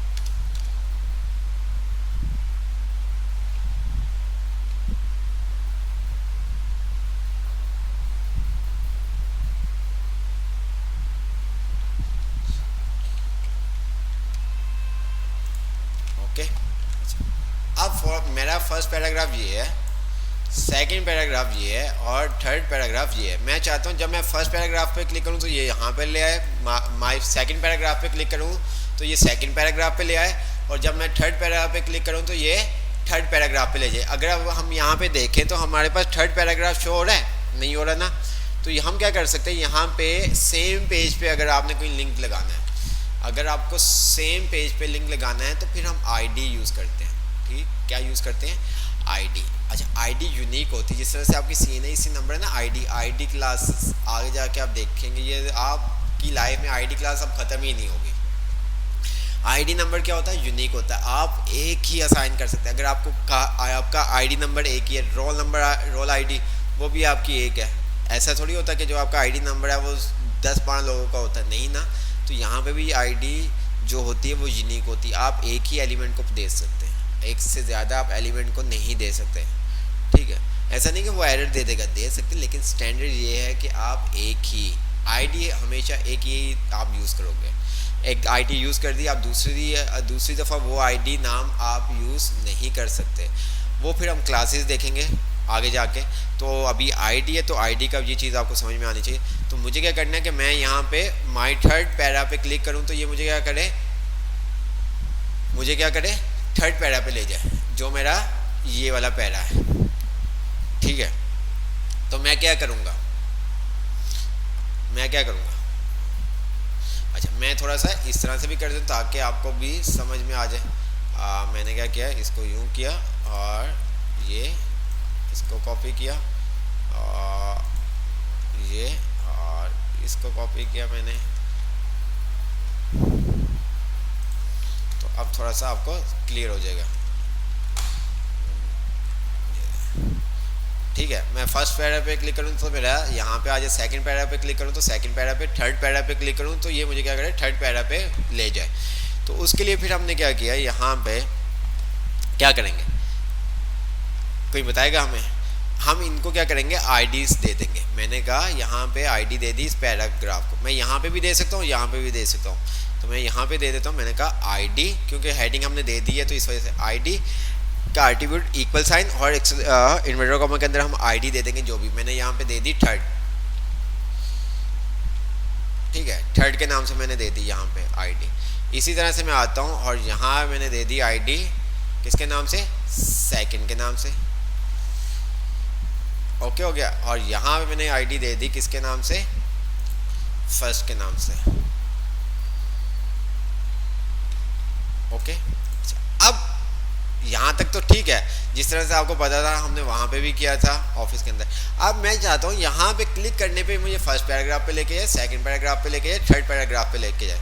तो अब हम यहाँ पे आएंगे और यहाँ पे क्या करेंगे, एंकर का टैग यूज़ करेंगे। किसका टैग यूज़ करेंगे, एंकर का टैग यूज़ करेंगे। अब मैं यहाँ पे आता हूँ, मैं H4 की जगह A भी यूज़ कर सकता हूँ। ठीक है, मैं H4 की जगह A भी यूज़ कर सकता हूँ, वो आपके ऊपर डिपेंड करता है। या एक के एंकर के टैग के अंदर मैं H4 को क्या कर दूँ, रैप कर दूँ। तो मैंने क्या किया, एंकर के टैग के अंदर मैं इसको रैप कर देता हूँ। ठीक है, और मैंने यहाँ पे कहा href, और href के अंदर मैंने क्या कर दिया, इसको जब भी आपने आईडी को कॉल करना है तो हैश के साथ आपने कॉल करना है, हैश, और फिर आपने क्या कर दिया, इसको फर्स्ट, जो भी आपने आईडी का नेम रखा था FIRST फर्स्ट। ठीक है, और मैंने यहाँ पे आके इसको क्लोज कर दिया। ओके हो गया, इसको हम देखते हैं। अब ये आपका क्या हो जाएगा, ब्लू कलर का। ये देखें, मैं क्लिक करूँगा, ये देखिए माय फर्स्ट पैरा पे ले गया। ये देखिए मैं जब क्लिक कर रहा हूँ, ये देखिए। ठीक है, तो इसी तरह से जब हम क्लिक करेंगे माय थर्ड पैरा पे, तो ये थर्ड पैराग्राफ पे हमें इंडिकेट कर देगा। तो हम आते हैं दोबारा से। तो मैंने क्या किया, यहाँ पे एंकर का टैग लगा दिया। मैं खाली एंकर का टैग भी लगा सकता था, मैंने आपको पहले भी बताया कि हम खाली एंकर का टैग भी लगा सकते थे, वो आपके ऊपर डिपेंड करता है। सेकंड, ठीक है, और यहाँ पे आके मैंने क्या कर दिया, उसको क्लोज कर दिया। इसी तरह से थर्ड पे, अच्छा थर्ड पे थोड़ा सा चेंज कर दे ताकि आपको क्लियर हो जाए क्या डिफरेंट आता है। ठीक है,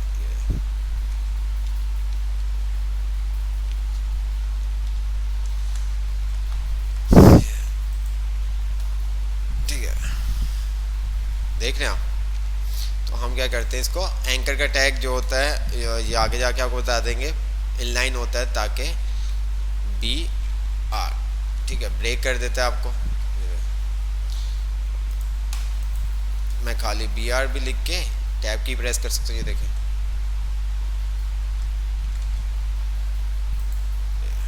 माय फर्स्ट पैराग्राफ, सेकंड और थर्ड। अब मेरे पास थर्ड पैराग्राफ नजर आ रहा है, मेरे पास थर्ड पैराग्राफ नजर आ रहा है, नहीं आ रहा ना।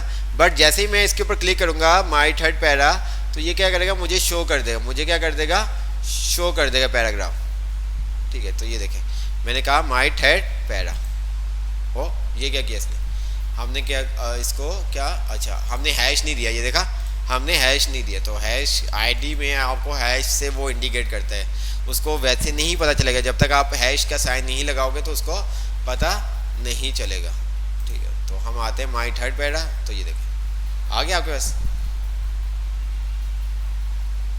ठीक है। अब इसी तरह से आप नीचे आ जाते हो, अक्सर आपने देखा होगा कि यहाँ पे आपके पास एक बटन आ रहा होता है, ऐसे ही है, तो आप क्लिक करते हो तो वो टॉप पे ले जाता है। अगर हम देखते हैं कोई होगा शायद, अच्छा नहीं दिया हुआ, इन्होंने भी नहीं ऐसा किया हुआ, वरना यहाँ पे क्या होता है, एक टॉप का बटन आ जाता है।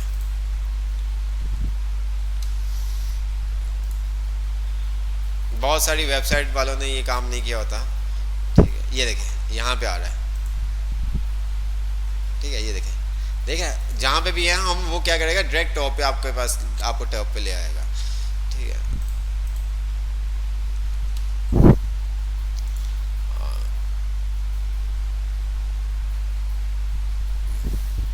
इन्होंने भी नहीं दिया हुआ, ठीक है, इन्होंने भी नहीं दिया हुआ, ठीक है। तो हम यहाँ पे भी ये काम कर सकते हैं, किस तरह से करेंगे। अब मैंने क्या किया, यहाँ पे क्या करूँगा, यहाँ पे क्या करूँगा, कहीं बताएं मुझे। मैं यहाँ पे आऊँगा और मैंने यहाँ पे क्या कर दिया, पी का टैग बना दिया, क्या बना दिया, पी का टैग। और यहाँ पे मैंने इसको क्या किया, उसके अंदर ए, और मैंने कहा एच रेफ, और मैंने यहाँ पे क्या कर दिया, हैश टॉप, ठीक है। और मैंने टेक्स्ट के अंदर यहाँ पे लिख दिया टॉप, कंट्रोल एस किया, कोड पे आया, नीचे आता हूँ, ये टॉप आ रहा है आपका, क्लिक किया ऊपर आ गया, देखा आपने, क्लिक किया टॉप पे। ये बाय डिफ़ॉल्ट आपके पास होता है, अगर आप टॉप का देते हो तो बाय डिफ़ॉल्ट आपके पास वो आपको ऊपर ले जाएगा।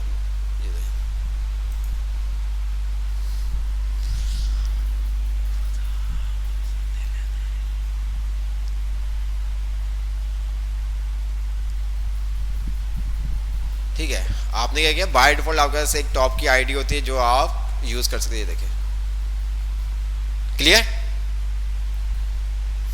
अच्छा, अब थोड़ा सा हम आ जाते हैं ना रिलेशनशिप के अंदर, ताकि आपको समझ में आ जाए मज़ीद। और अच्छा, अभी जो मेरी फ़ाइल बनी हुई है वो माय फर्स्ट फोल्डर में बनी। मैं क्या करता हूँ, एक फ़ोल्डर यहाँ पे क्रिएट करता हूँ और जिसका नाम मैंने रख दिया अबाउट, ठीक है। और उस फोल्डर के अंदर मैंने क्या किया, एक फ़ाइल क्रिएट कर दी अबाउट .html, ठीक है। यहाँ पे भी हमने क्या किया, एक्सक्लेमेशन मार्क लगाया, टैब की प्रेस किया, हमारे पास ये पूरा आ गया। और यहाँ पे हमने कह दिया अबाउट, ठीक है, ताकि आपको भी पता चले। और हेड पे भी, बॉडी पे भी आके हमने क्या कर दिया, इसको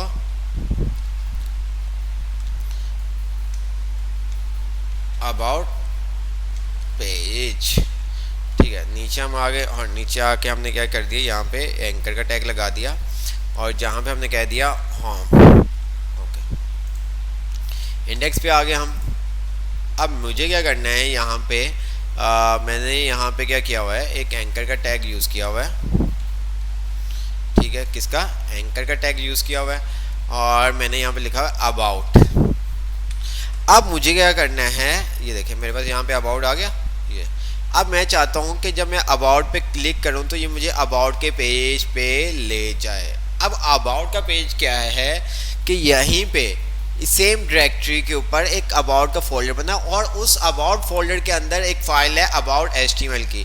तो अब मैं वहाँ तक कैसे जाऊँगा, जब आपका सेम डायरेक्टरी की कोई फाइल आपने काम करना है सेम डायरेक्टरी में, तो आपने क्या किया, डॉट फॉरवर्ड स्लैश, ठीक है, और अबाउट डॉट HTML, ये देखें आपके पास आ गया, ठीक। अच्छा, अगर मैं यहाँ पे करता यहाँ पे, ये देखें, अब मुझे यहाँ पे करना है तो मैं क्या करूँगा, डॉट फॉरवर्ड स्लैश। जैसे डॉट फॉरवर्ड स्लैश किया तो मेरे पास जो रूट डायरेक्टरी होगी ना, मतलब करंट डायरेक्टरी होगी, उसकी तमाम फोल्डर्स फाइल्स मेरे पास शो कर देगा, ठीक है।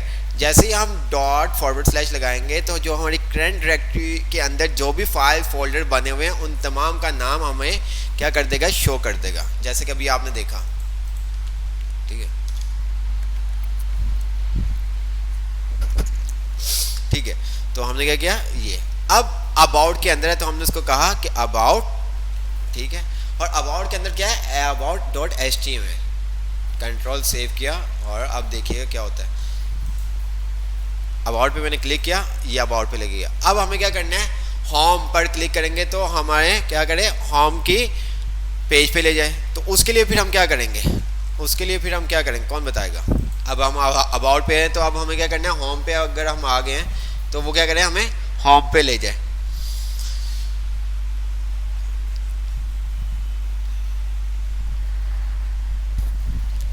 वो जो टॉप का आप कह रहे हैं एरो का साइन कैसे आएगा, वो CSS से हम आएगा, इमेज हम लगाएंगे ना, इमेज के थ्रू भी आ जाएगा। अभी हम चलें वो करके आपको दिखा देते हैं, इमेज के थ्रू हम करके दिखा देते हैं। तो यहाँ पे हम क्या करेंगे, अब ध्यान से आपने समझना है, आप क्या है,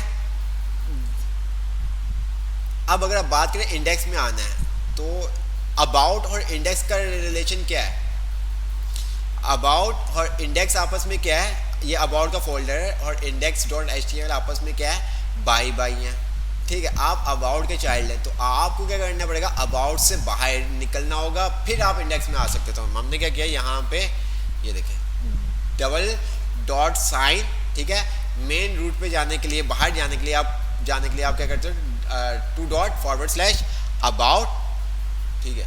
और ये क्या किया, हमने इंडेक्स पे जाना है ना, तो हम ये क्यों कर रहे हैं,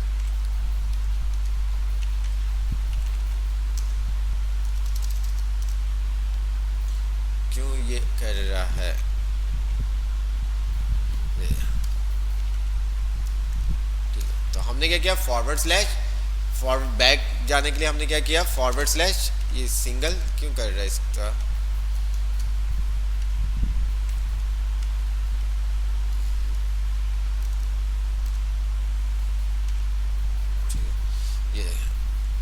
dot dot double forward slash आपने लगा दी, या आप फॉरवर्ड स्लैश भी लगा सकते हैं, ठीक है। ये देखें, फॉरवर्ड स्लैश भी लगा सकते हैं। और हमने क्या कर दिया, इंडेक्स डॉट HTML सेव किया।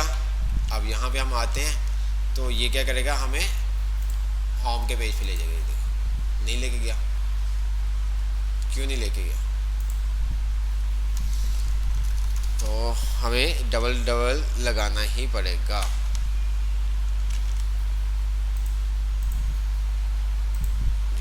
सही है। तो आपको अगर बाहर आना है तो आपको क्या करना पड़ेगा, अगर आपको बाहर आना है, अपने फोल्डर से बाहर आना है, तो आपको क्या करना पड़ेगा, टू डॉट फॉरवर्ड स्लैश लगाना होगा, टू डॉट फॉरवर्ड स्लैश लगाना होगा,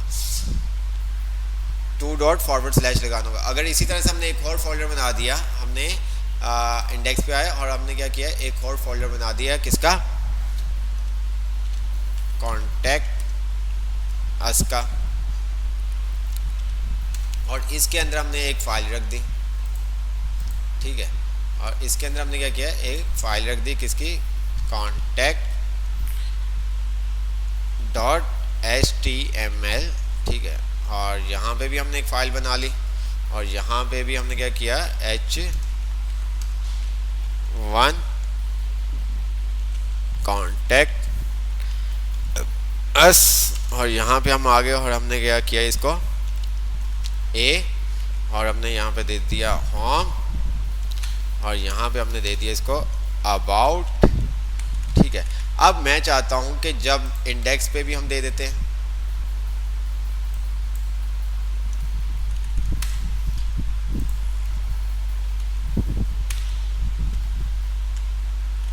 अबाउट आ रहा है, और यहाँ पे हमने दे दिया कॉन्टैक्ट का अस का, और यहाँ पे हमने दे दिया का आएगा, और यहाँ पे हमने कह दिया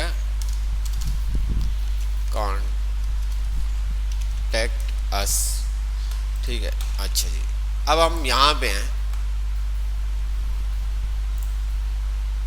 ठीक है, अब अभी कहाँ पे है, हम यहाँ पे इंडेक्स के फाइल पे है, हम आ जाते हैं ये। अच्छा, जहाँ पे हमारे पास क्या आ रहे हैं, अबाउट और कॉन्टेक्ट अस आ रहा है, अबाउट और कॉन्टेक्ट अस आ रहा है। जूम कर देते थोड़ा सा, ये देखो।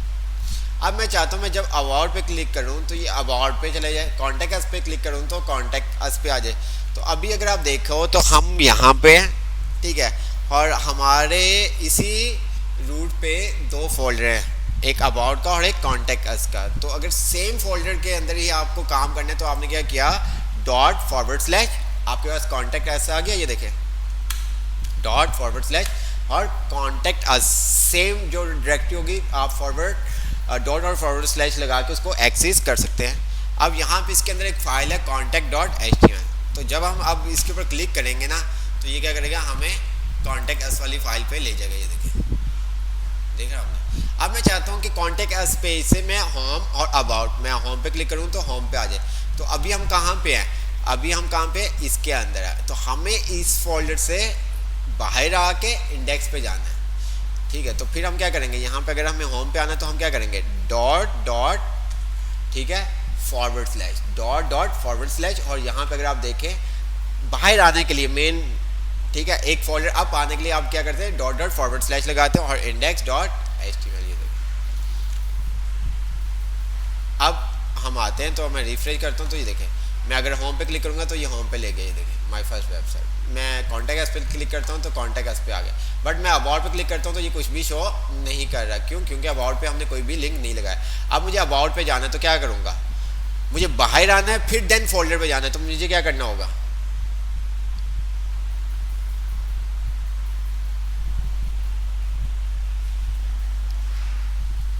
जी, तो मैं क्या करूँगा, डॉट डॉट फॉरवर्ड स्लैश, पहले बाहर आया, देन मैं अबाउट के फोल्डर पे गया, फिर उसके अंदर क्या है आपके पास अबाउट डॉट एचटीएमएल की फाइल सेव किया। अब मैं अबाउट पे क्लिक करूँगा तो ये मुझे अबाउट पे ले जाएगा। ठीक है, अब मुझे होम पे आना है, होम पे तो आपका लगा हुआ है, अबाउट पे आया, कॉन्टेक्ट अस का नहीं लगा हुआ, तो मुझे अबाउट से कॉन्टेक्ट अस के पेज पे जाना है, अबाउट से कॉन्टेक्ट अस के पेज पे जाना है। तो अब मैं क्या करूँगा, बाहर आके कॉन्टेक्ट अस का फोल्डर है, तो मैंने क्या किया, dot dot dot dot forward slash contact us का फोल्डर, और उसके अंदर एक फाइल है कॉन्टेक्ट अस की, ये ठीक है।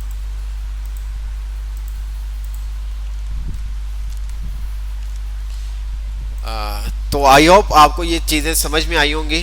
ठीक है, अगर आपको मेन जो करंट डायरेक्टरी है उसके अंदर ही जाना है, अपने भाई के सिबलिंग के पास जाना है, तो आपने क्या किया, डॉट फॉरवर्ड स्लैश लगा दिया।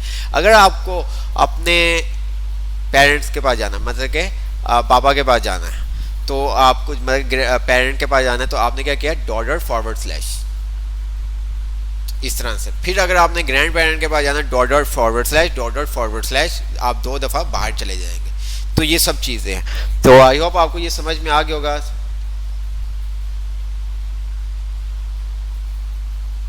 ठीक है, डॉट फॉरवर्ड स्लैश का मतलब आप जो करंट डायरेक्टरी पे, करंट फोल्डर पे हैं, उसके अंदर आप काम कर सकते हैं। ठीक है, करंट डायरेक्टरी के अंदर जितने भी आपके फाइल्स हैं, जो आपके सिबलिंग्स हैं, ठीक है, उनके ऊपर अगर आपको बाहर जाना है, पेरेंट्स के, अपने चाचा जी के पास जाना है, तायाबू के पास जाना है, तो आपको क्या करना पड़ेगा, डॉट डॉट फॉरवर्ड स्लैश, मतलब डॉट डॉट फॉरवर्ड स्लैश क्या काम करता है, एक अप फोल्डर बाहर, अप फोल्डर।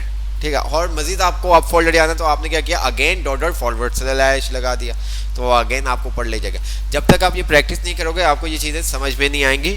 ठीक है, तो इसलिए आप इसको प्रैक्टिस करेंगे तो आपको ये चीज़ें तमाम समझ में आना स्टार्ट हो जाएंगी। ठीक है,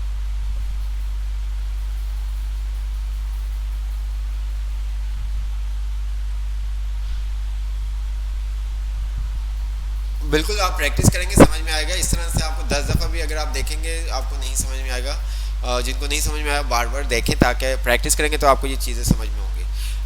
तो ये सब चीज़ें वही लास्ट क्लास वाली हैं, आप लोग प्रैक्टिस करते तो आपको डेफिनेट समझ में आ जाता।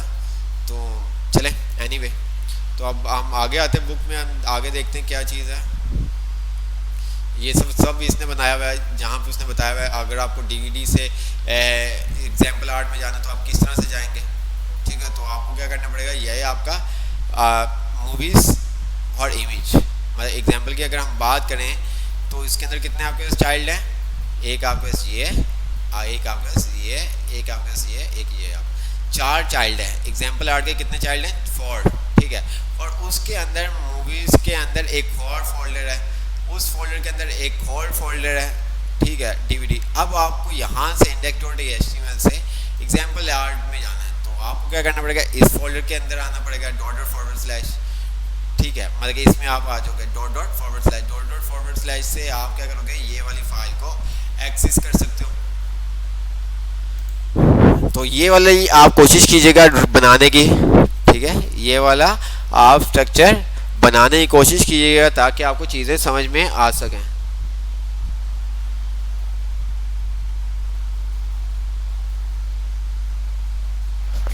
ये जो स्ट्रक्चर है ये आप बनाने की कोशिश कीजिएगा ताकि आपको समझ में आ सके। ठीक है, अब अगर बात करें तो ये देखिए क्या है, उसने कहा म्यूज़िक क्या है, चाइल्ड है इसका, ये पेरेंट है, ये ग्रैंड पेरेंट है, ये ग्रैंड चाइल्ड है। क्यों? क्योंकि ये मूवी के अंदर है। ठीक है, ये म्यूज़िक, थिएटर, इमेज, मूवीज़ और ये आपके म्यूज़िक और ये थिएटर क्या है, एग्जाम्पल आर्ट के चाइल्ड है, और ये सब इसके एग्जाम्पल आर्ट के क्या है, ये सब एग्जाम्पल आर्ट का पेरेंट है। इसी तरह से यहाँ पे अगर आप देखें मूवी के अंदर क्या, डीवीडी, तो ये क्या चाइल्ड का चाइल्ड है, तो ग्रैंड चाइल्ड हो गया। ठीक है, अगर हम इसकी बात करें तो ये डीवीडी इसका क्या है, ग्रैंड चाइल्ड और ग्रैंड पेरेंट है। ओके, ये हम देख लिया था, ये सब चीज़ें उसने वही बताई हुई हैं। पेरेंट फोल्डर में जाना है तो डॉट आपको / ये देखें, ग्रैंड पेरेंट फोल्डर में जाना है तो आपको // तो वही तमाम चीज़ें जो अभी आपको बताई गई हैं। मेल टू आपने देख लिया था, टारगेट आपने देख लिया था, सब चीज़ें आपने देख ली थी, लिंक आपने देख लिया था, ये सब चीज़ें आपने उसने आपको बताई हुई हैं। ठीक है, ये कोशिश कीजिएगा ये बनाने की, जिस तरह से ये बना हुआ है आप देखिएगा किस तरह से ये बना हुआ है, इसी तरह से आपने भी कोशिश करनी बनाने की। तो नीचे हम आ जाते हैं, नीचे आने के बाद समरी हम देख लेते हैं। Link are create using the A element. बिल्कुल, कोई भी अगर आपको लिंक क्रिएट करना है तो उसके लिए आपको ए एलिमेंट यूज़ करना पड़ता है। A element use the hreffer attribute indicate the page your linking to. तो एट्रीब्यूट के बगैर आप पेज को कहीं पे भी मूव नहीं करवा सकते। If you are linking to page within your own site, ठीक है, रिलेटिव, ये तमाम रेडर वगैरह ये आप पढ़िएगा, ईमेल वगैरह, प्रोग्राम, टारगेट, एलिमेंट, एट्रीब्यूट, ये सब चीज़ें आप पढ़ के समझिएगा ताकि आपको समझ में आ जाए, क्योंकि हमने इमेज का टैग कंप्लीट करना है। इमेज हमारा जो 5th चैप्टर है, हमने अल्हम्दुलिल्लाह 4 चैप्टर कंप्लीट कर लिए।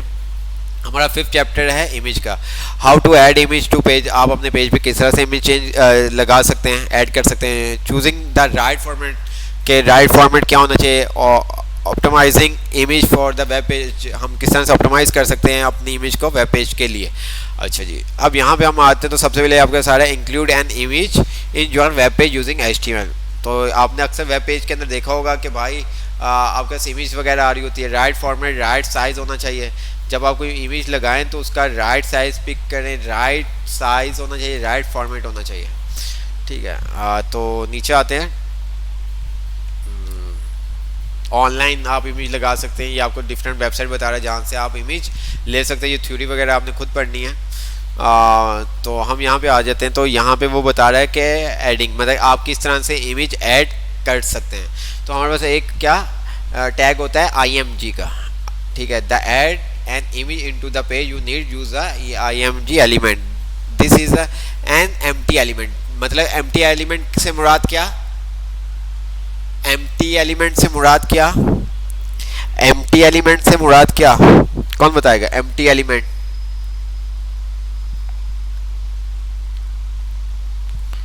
एम्प्टी एलिमेंट, एम्प्टी एलिमेंट कौन से होते हैं, जिनको क्लोज नहीं करते हैं।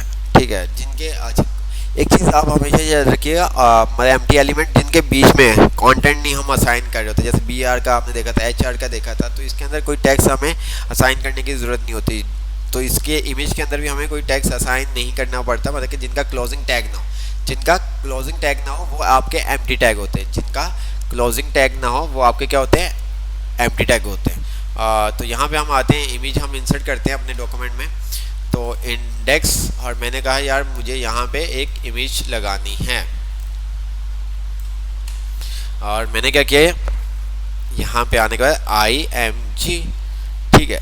और जैसे ही मैंने टैब की प्रेस की तो यहाँ पे देखें सोर्स, जिस तरह से एंकर का टैग href के बगैर अधूरा है तो इमेज का सोर्स के बगैर अधूरा है, ठीक है। अगर हम यहाँ से एंकर के टैग से href का एट्रीब्यूट हटा दें तो कोई किसी काम का एंकर नहीं। तो इसी तरह से अगर आप यहाँ से src सोर्स का एट्रीब्यूट हटा दें इमेज से तो कोई फ़ायदा नहीं इमेज के टैग का।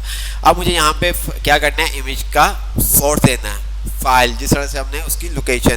तो आप डाउनलोड करके भी लगा सकते हैं, पिक्चर का पाथ असाइन कर सकते हैं सोर्स, और ऑनलाइन पिक्चर भी असाइन कर सकते हैं। हम यहाँ पे आते हैं, हमने कहा कार, तो देखते हैं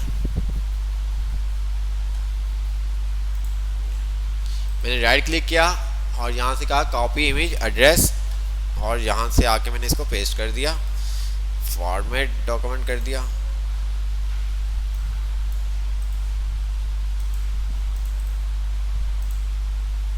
ठीक है, ये मेरे पास इमेज के बाद आ गया। कंट्रोल एस किया, कैंसिल करने की ज़रूरत ही नहीं क्योंकि बाय डिफ़ॉल्ट हमने सेव किया हुआ है। तो हम यहाँ पे आते हैं, होम पे आते हैं, तो ये देखें हमारे पास क्या आ गई, पिक्चर आ गई, देख रहे हैं आप। अच्छा, हम इमेज का साइज़ कंट्रोल भी कर सकते हैं, हम इमेज का साइज़ अपनी मर्ज़ी से सेट भी कर सकते हैं, जिस तरह से आपने सेट करना है इमेज का साइज़ वैसे आप सेट कर सकते हैं। अच्छा, ये सोर्स के अंदर हम क्या करते हैं, इमेज का पाथ देते हैं। अब हमारे ऊपर डिपेंड करता है हम ऑनलाइन एड्रेस दें या डाउनलोड करके इमेज को असाइन करें। बात आप वो एक ही है, बात एक ही है। फॉर एग्जांपल इसी पिक्चर को मैं क्या करता हूँ, डाउनलोड कर लेता हूँ ताकि आपको समझ में आ जाए। मैंने क्या किया, सेव इमेज है, और मैंने इसको डेस्कटॉप के अंदर नहीं था, हमारा डी के अंदर क्या था, न्यू फोल्डर 2, न्यू फोल्डर के अंदर माय फर्स्ट वेब, और मैंने यहाँ पे एक फोल्डर क्रिएट कर लिया इमेज का, ओके हो गया। और इस फोल्डर के अंदर मैंने क्या किया, अपनी इस फाइल को सेव कर दिया, और इसका नाम मैंने रख दिया car1, सेव हो गई। अब मैं यहाँ पे आता हूँ, मैंने इस सोर्स को क्या कर दिया, हटा दिया।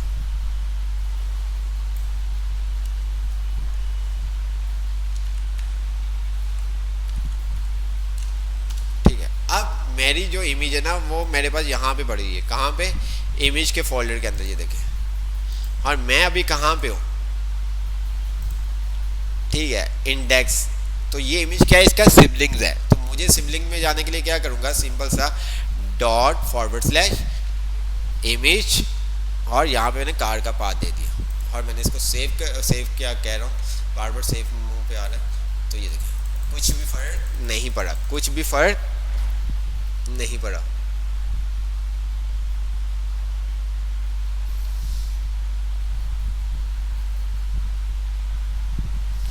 तो आप ये देख सकते हैं।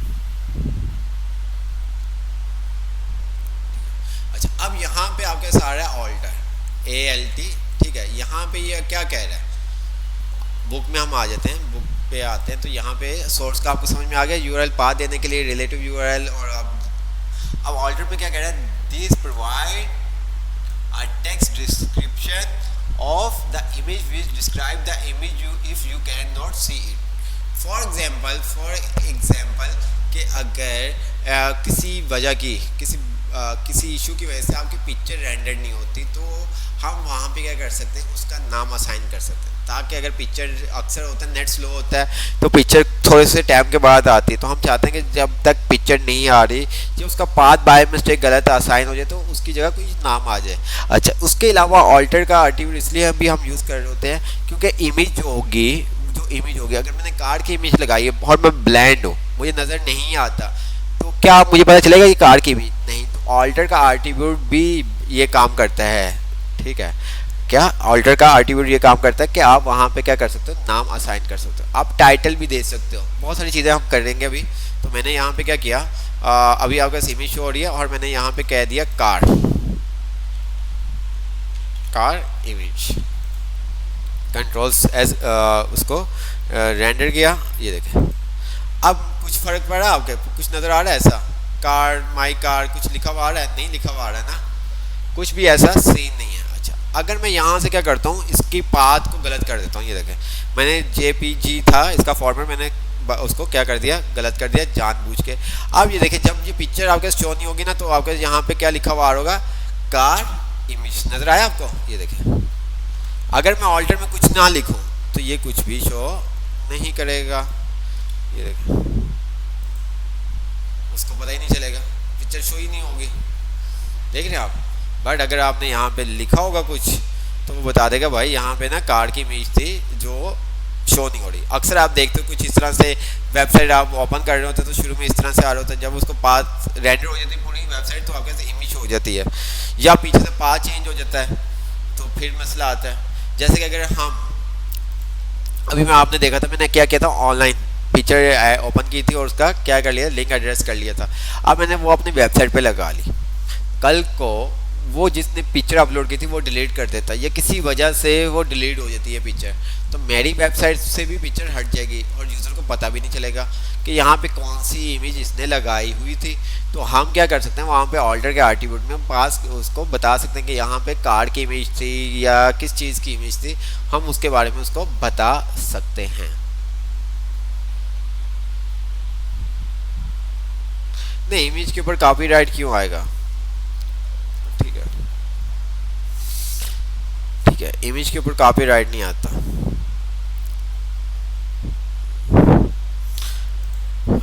तो ये चीज़ थी। उसके बाद मैं इसका पास सही कर देता हूँ, JPG कर दिया और सेव।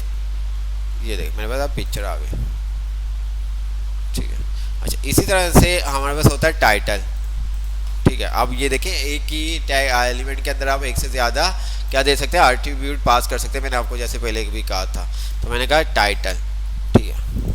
अब फॉर एग्जांपल यहाँ पे किसी को नहीं पता कि ये कौन सी पिक्चर है, ठीक है। मैं चाहता हूँ कि भाई जैसे ही वो पिक्चर के ऊपर माउस ओवर करे तो उसको पता चल जाए कि कौन सी पिक्चर है। तो मैंने टाइटल का एट्रीब्यूट पास कर दिया और मैंने कह दिया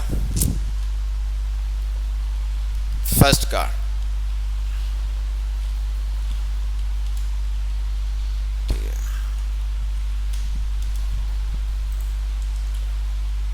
और मैं जैसे ही इसको करता हूँ तो ये देखें, मैं जैसे ही माउस लेके आऊँगा फर्स्ट कार आ गया। अक्सर आपने बहुत सारी इस तरह की वेबसाइट्स होती है जहाँ पे पिक्चर्स जहाँ पे लगी होती है, तो वो आपको शो कर रहा होता है कि ये काम किस तरह से होगा, ठीक है। तो यहाँ पे ऐसा देख लेते, शायद कहीं पे इन्होंने लगाई हो,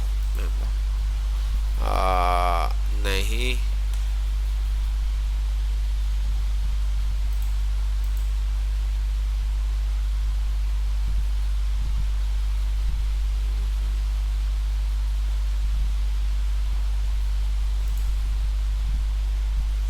तो ऐसा एनीवे, ठीक है। तो यहाँ पे आपने देखा title, you can use the title attribute with image element to provide additional information about the image. Most browser will display content the attribute tooltip when use over mouse. जब आप ओवर करोगे तो वो क्या कर देगा, आपको बता देगा, ठीक है। ये देखें ऑल्टर, ये देखें ये क्या कह रहा है, the text is use in the alt attribute is often refer to the alt text, ठीक है। In should give an accord description of the image content so it can be understood by screen reader software use by people with visual improvement, ठीक है। तो ये सारा जो इस तरह के होते हैं स्क्रीन रीडर्स के लिए और सर्च इंजन के लिए, हम ये तमाम ऐसे एट्रीब्यूट यूज़ कर रहे थे जो हमारी काम में मदद असाइन करते हैं।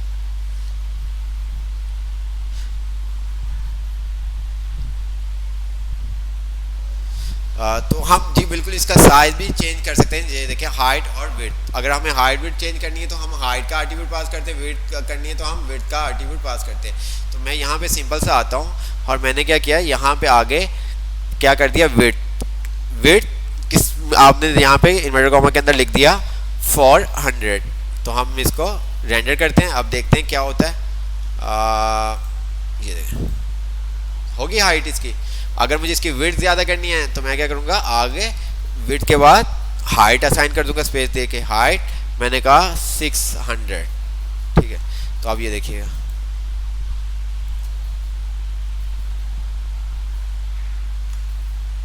मैंने कहा 800 इसकी विड्थ करनी है।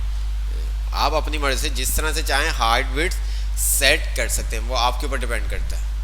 बाकी इससे ये जो हार्ड विड्थ है ना, ये हम सीजर से सेट कर रहे होते हैं, बट हम इमेज के थ्रू भी ये काम कर सकते हैं।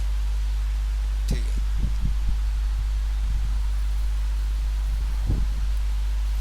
अच्छा जी, जल्दी से हम आगे चलते हैं। कोशिश करेंगे कि इमेज का टैब हम कंप्लीट कर दें। ये हाइट विड्थ का आपको बता रहा है, तो ये इतना मुश्किल नहीं है। When your place in your, अच्छा जी, आपके पास बता रहा है कि किस तरह से आप क्या कर सकते हैं। पिक्चर ये देखें, विड्थ और हाइट आपको बता रहा है, ये देखें। ठीक है, अच्छा अब यहाँ पे क्या है, इमेज और पी अलग अलग है। ठीक है, उसके बाद एक में क्या किया हुआ है, पी के अंदर इमेज यूज़ की हुई। तो ये सारा काम हम CSS से भी कर रहे होते हैं, यहाँ पे भी हम कर सकते हैं। यहाँ पे अगर आप देखें तो ये अलग अलग है। यहाँ पे उसने क्या किया हुआ है कि आपको बता रहा है कि इमेज, ये आपका पाथ क्लोज हो गया और पी का एलिमेंट अलग है। अगर यहाँ पे देखो तो यहाँ पे उसने क्या किया, पी के अंदर इमेज रखी हुई है, और यहाँ पे उसने क्या किया, पी के बाद इमेज दी हुई है। देख रहे हैं आप? तो ये सब चीज़ें भी आप कर सकते हैं, आपके ऊपर डिपेंड करता है। जैसे कि मैंने क्या किया, यहाँ पे एक पी का टैग ले लिया और मैंने यहाँ पे टेक्स्ट ले लिया, ये देखें।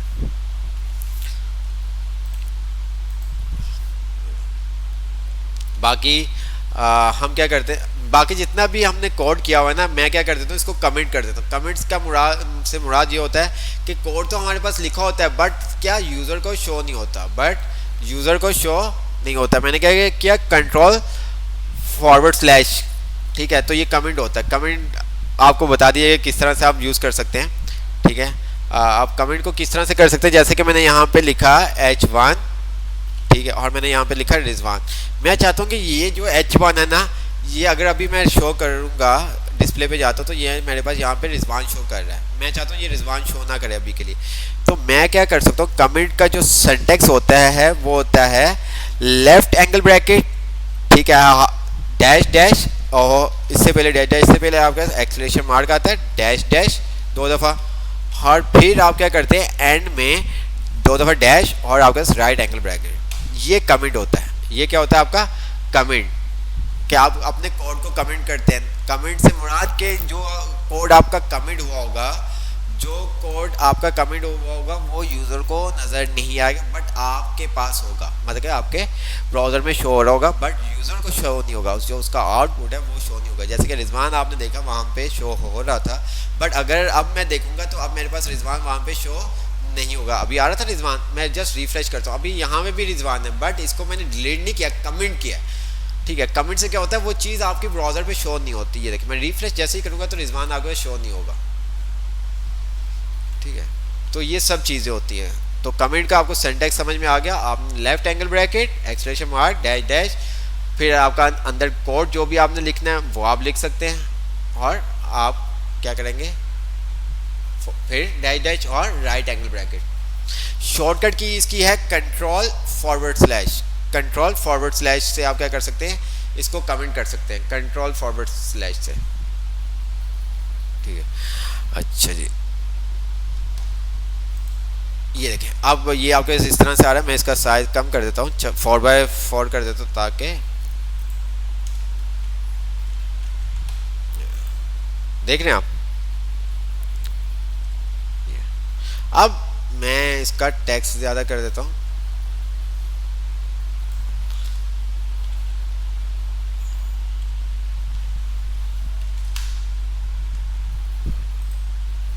फॉर्मेट डॉक्यूमेंट, और मैंने कोड पे आता हूँ तो ये देखें।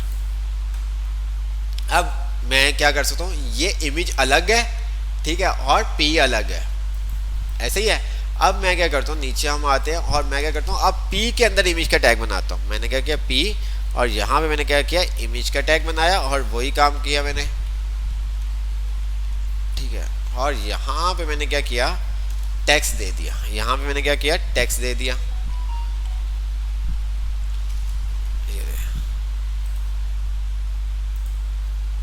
अब ये देखें,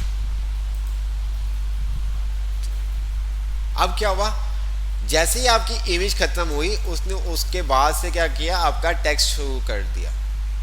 ठीक है, वो आपने लेआउट ऑप्शन पढ़े थे ना इमेज के अंदर, रैप टेक्स्ट वगैरह, तो ये उस तरह का ये काम होता है। ये देखिए यहाँ पे क्या हुआ, उसने नेक्स्ट लाइन से मतलब नीचे से टेक्स्ट स्टार्ट किया, क्योंकि इमेज और पैराग्राफ अलग अलग थे। यहाँ पे हमने क्या काम किया कि यहाँ पे हमने इमेज के अंदर पी के अंदर इमेज असाइन की, देख रहे हैं, पी के अंदर हमने इमेज साइन की। तो यहाँ पे हमने क्या किया, इमेज अलग है और पी का टैग आपका एलिमेंट अलग है। यहाँ पे पी के एलिमेंट के अंदर इमेज का एलिमेंट है, ठीक है। इसी तरह से आप बीच में भी कर सकते हैं। मैंने यहाँ पे आया और मैंने कहा पी और मैंने यहाँ पे कोई टेक्स्ट दे दिया और मैं इसको फॉर्मेट कर देता हूँ डॉक्यूमेंट को। और मैं क्या करता हूँ, यहाँ पे आने के बाद मैंने क्या किया, इमेज का टैग दिया और यहाँ पे इमेज की फाइल दे दी। ये देखें, आप देखें, देख रहे हैं आप, टेक्स्ट आया, उसके बाद पिक्चर आ गई और फिर देन उसके बाद आपके पास क्या बाकी का टेक्स्ट आ गया। ये सारा काम हम CSS से करते हैं, जस्ट बुक में था इसलिए बता दिए ताकि आप लोग कंफ्यूज ना हो, ठीक है। अगर कोई ऐसे क्वेश्चन आ जाए तो आपको इन चीज़ों के बारे में पता होना चाहिए, ठीक है। उसके बाद हम आते हैं, ये सब चीज़ें उसने वही बताई हैं। अच्छा जी, all code align image horizontal, ये ऑल कोड है, ठीक है, इसके ऊपर हम नहीं जाते हैं। लेफ्ट राइट सेंटर करने के लिए, ठीक है, आप ये खुद देख लीजिएगा, left right centre, align left align right centre करने के लिए ये बता रहा है, जिस तरह से इमेज आपने देखी, ठीक है। ये टॉप मिडल बॉटम, ये भी आप खुद ही आप देख लीजिएगा, ठीक है। इमेज को टॉप पे लेकर आना है, बॉटम पे, मिडल पे, यहाँ पे इसने वो बताया हुआ है। अच्छा जी, तो अब यहाँ पे आपके साथ आ जाता है 3 रूल फॉर क्रिएटिंग इमेज, ठीक है। Save image the right format, जब आप इमेज को सेव करो तो राइट फॉर्मेट में सेव करें। Save image at the right size, जब आप सेव करो तो उसका राइट साइज होना चाहिए। यूज़ द करेक्ट क्या रेजोल्यूशन, तो जो भी इमेज आप यूज़ कर रहे हैं उसका जो रेजोल्यूशन हो वो बिल्कुल सही होना चाहिए। अभी हम इसको समझते हैं और डिफरेंट उसने बताया कि आपके पास यहाँ से आप क्या कर सकते हैं, ऑनलाइन एडिटर से क्या कर सकते हैं, अपनी पिक्चर को एडिट कर सकते हैं। यहाँ पे अदर सॉफ्टवेयर है जिनकी मदद से आप यहाँ पे कर सकते हैं। वॉच वीडियो डैट, यहाँ से आप क्या कर सकते हैं, अपनी पिक्चर को रिसाइज कर सकते हैं इमेज को, और करेक्ट फॉर्मेट यूजिंग बहुत दिस एप्लीकेशन, मतलब कि अगर आपने एप्लीकेशन में करना है कि राइट फॉर्मेट में करना है तो आप कर सकते हैं।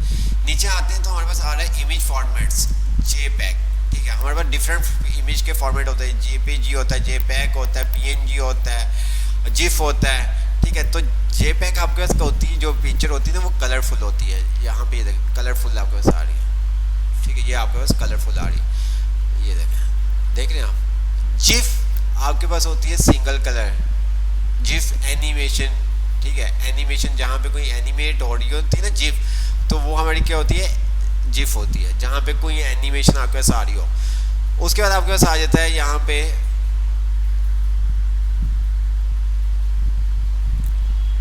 ये यूज GIF और PNG format when saving image view colour और large area to same colour. तो मतलब 1 से 2 कलर होते हैं आपके GIF और PNG में।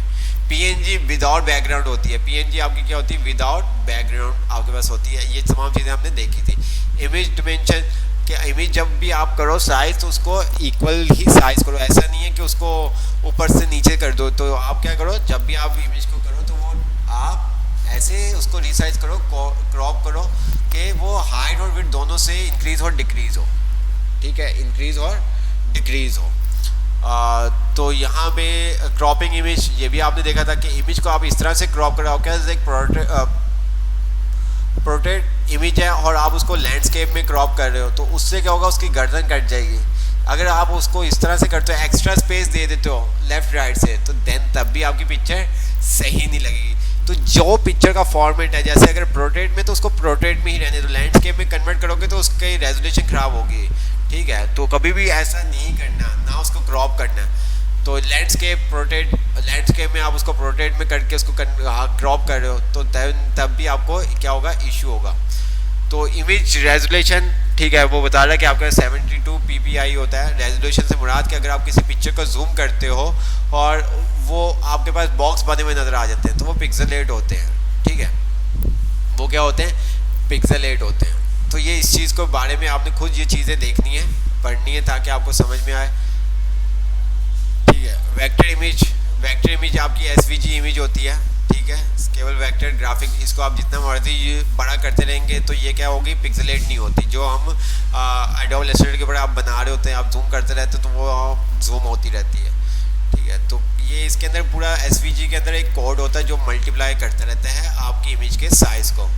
एनिमेट, ठीक है, वही जिफ आ गया आपके पास, एनिमेट जिफ आपके पास होती है। ट्रांसपेरेंसी पीएनजी आपके पास होती है, ठीक है, जिनका बैकग्राउंड नहीं होता, ठीक है। तो ये सब चीज़ें आपके पास आ गई। अच्छा, अब ये फिगर कैप्शन आपके पास आ रहा है, फिगर एंड फिगर कैप्शन, वही तमाम चीज़ें अक्सर आपने न्यूज़पेपर में देखा होगा। फिगर कैप्शन से कुछ याद आया आपको? फिगर कैप्शन से कुछ याद आया? फिगर कैप्शन से कुछ याद आया आपको? हमने पढ़ा था फिगर कैप्शन,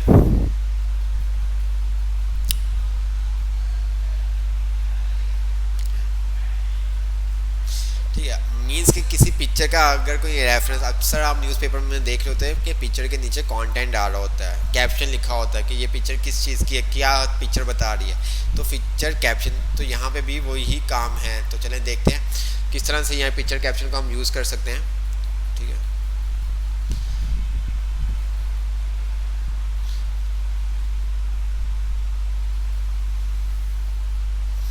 तो हम क्या करते हैं, अच्छा, जो कमेंट है ना, कमेंट क्या करता है, आपके कोड को कमेंट कर देता है, कोड को हाइड कर देता है। मीन्स के अब जितना भी मैंने यहाँ पे कोड किया है, मैं इसको डिलीट नहीं करना चाहता, मैं इसको डिलीट नहीं करना चाहता, और मैं ना ही चाहता हूँ कि यूज़र को ये नज़र आए, क्योंकि ये तो मैं आपको समझाने के लिए कर रहा हूँ, ठीक है। तो मैं चाहता हूँ कि यूज़र को ये नज़र ना आए, तो मैं क्या करूँगा, उस कोड को कमेंट कर दूँगा। इसके अलावा भी हम बहुत सारे हम कमेंट का यूज़ कर रहे हैं। तो वो कमेंट का ये क्या अगर हम नैव बार बनाएंगे तो हम वहाँ पे कमेंट कर देंगे कि भाई ये नैव बार आपका स्टार्ट और यहाँ पे एंड हो रहा है। उससे क्या होता है कि यूज़र जो आपके बाद इस कोड को एडिट कर रहा होगा तो उसको पता चल जाएगा कि ये स्पेसिफिक सेक्शन है ना, नैव बार का है, ये हेडर का है, ये कार्ड का है, ये फुटर का है। तो वो इस चीज़ को इंडिकेट कर रहा होता है, ठीक है। कमिट आपका ब्राउज़र के ऊपर कोई आउटपुट शो नहीं करता। कमेंट अगर आपने करना है तो वो क्या आपके पास आएगी, left angle bracket, exclamation mark, dash dash, बीच में आपका कंटेंट आ जाएगा, फिर डैश डैश और राइट एंगल ब्रैकेट आपके पास आ जाएगी। क्लियर?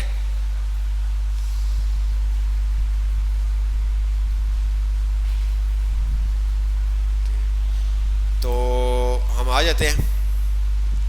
अब जैसे कि मेरे पास यहाँ पे अगर आप देखें तो ये सब चीज़ें मेरे पास छोड़ी हैं, 1 2 3 ऐसे ही है। ये देखें, मैं चाहता हूँ कुछ भी शो ना हो, कुछ भी शो ना हो माई फर्स्ट वेबसाइट के अलावा। तो मैं क्या करूँगा, अपने इस कोड पे आता हूँ और मैंने यहाँ से सिलेक्ट करना स्टार्ट किया और यहाँ तक ऊपर सबको क्या कर दिया, कमेंट कर दिए। देखें,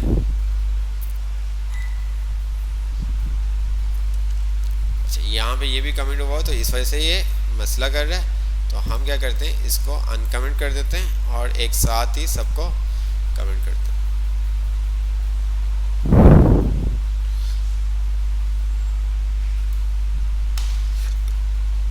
ठीक है, अब ये देखें, मैं इसको रिफ्रेश करूंगा तो मेरे पास कुछ भी शो नहीं हो रहा, बट यहाँ पे कोड सारा है, डिलीट नहीं हुआ।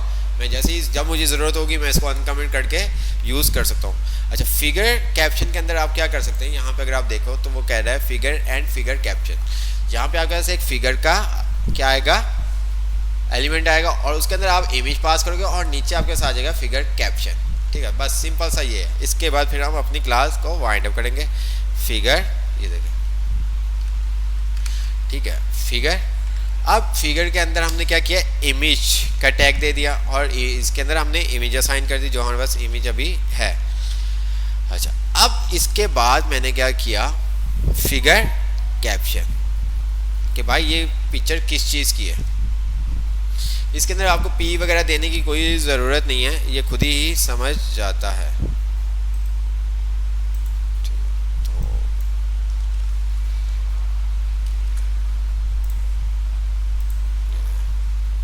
देख रहे हैं, ये कैप्शन आपके साथ आ जाएगा।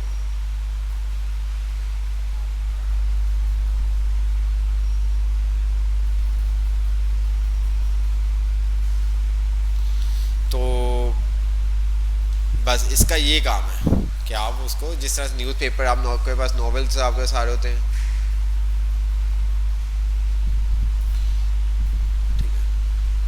ये सब चीज़ें बुक को देख लेते हैं।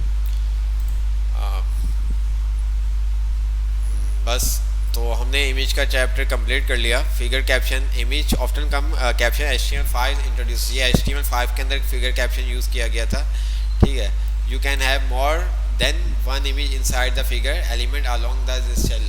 ठीक है, आप एक से ज़्यादा भी इमेज इसके अंदर सेट कर सकते हैं। ठीक है, आपके पास फिगर आ गया, फिर आगे इमेज आ गया, फिगर कैप्शन आ गया, फिर इसी तरह से आप इसके बाद इमेज असाइन कर दें, फिगर कैप्शन असाइन कर दें, आप मल्टीपल एलिमेंट असाइन कर सकते हैं। ठीक है,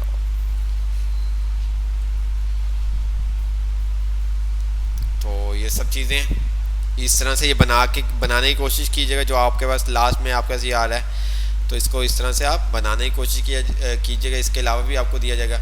अच्छा, बहुत सारे कह रहे हैं कि सर कमेंट्स और अनकमेंट्स। अच्छा, जो चीज़ आपने कमेंट कर दी, जिस तरह से आपको बताया कंट्रोल फॉरवर्ड स्लैश, ये हो गया कमेंट। आप दोबारा से आप कंट्रोल फॉरवर्ड स्लैश करेंगे तो वो क्या कर देगा, अनकमेंट कर देगा। ये देखें, मेरे पास ये कोड था, इसको मैंने कमेंट किया था कंट्रोल फॉरवर्ड स्लैश के साथ। अगर मैं दोबारा से अब क्या करूँगा, कंट्रोल फॉरवर्ड स्लैश पे प्रेस करूँगा, वो क्या करेगा, इसको अनकमेंट कर देगा। ठीक है, ये मैंने क्या किया, कंट्रोल फॉरवर्ड स्लैश, उसने क्या कर दिया, इसको अनकमेंट कर दिया। जो की से आप कमेंट करेंगे उसी की से आप इसको क्या कर सकते हैं, अनकमेंट कर सकते हैं।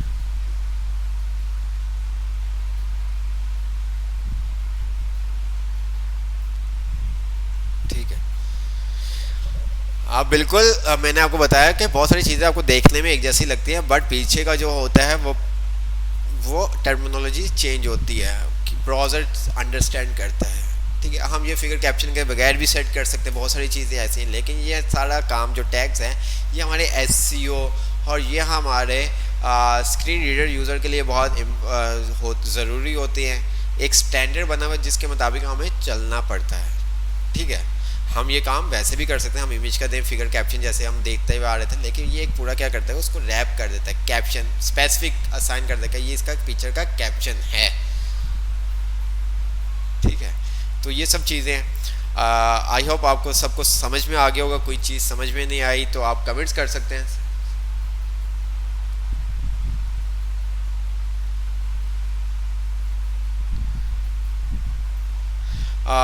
गुजरती हैं तो गुजर जाए, ये तो अब रुकने वाला नहीं है। ठीक है, तो इससे ज़्यादा हम स्लो नहीं जा सकते। एक ही चैप्टर आज देखा है, अब ऐसा नहीं है कि हम दो पेज देखें। ठीक है, हम मिनिमम हमारा जो है वो पेज चैप्टर के ऊपर डिपेंड होगा। चैप्टर थोड़ा सा लेंथी है तो एक करेंगे, वरना मैक्सिमम दो चैप्टर हम रोज़ाना करेंगे। हमें HTML नेक्स्ट वीक के अंदर कंप्लीट कर देनी है, मतलब संडे वाले दिन हमारी HTML कंप्लीट होगी। हम जो टाइम लगाएंगे वो CSS के ऊपर लगाएंगे, जावास्क्रिप्ट के ऊपर लगाएंगे, जिस चीज़ के ऊपर लगाना चाहिए। हम HTML के ऊपर टाइम नहीं लगाएंगे। HTML तो हम 3 क्लासेस के अंदर एंड कर देते हैं। ठीक है, प्रैक्टिस करनी है, आपने टाइम देना है। अगर अभी टाइम नहीं दे सकते तो आगे चीज़ें मुश्किल है। CSS के ऊपर आप क्या करोगे, वहाँ पे तो फिर हम इतना स्लो नहीं चल सकते। 10 साल का तो कोर्स है नहीं। ठीक है, 8 महीने का कोर्स है, बहुत सारी चीज़ें हमने समझनी है, सीखनी है। तो आपको पहले भी एक बात की गई थी, अगर आप हमारे साथ नहीं चल सकते तो हमारी तरफ से आपको सलाम है, बस इससे ज़्यादा हम कुछ नहीं कर सकते।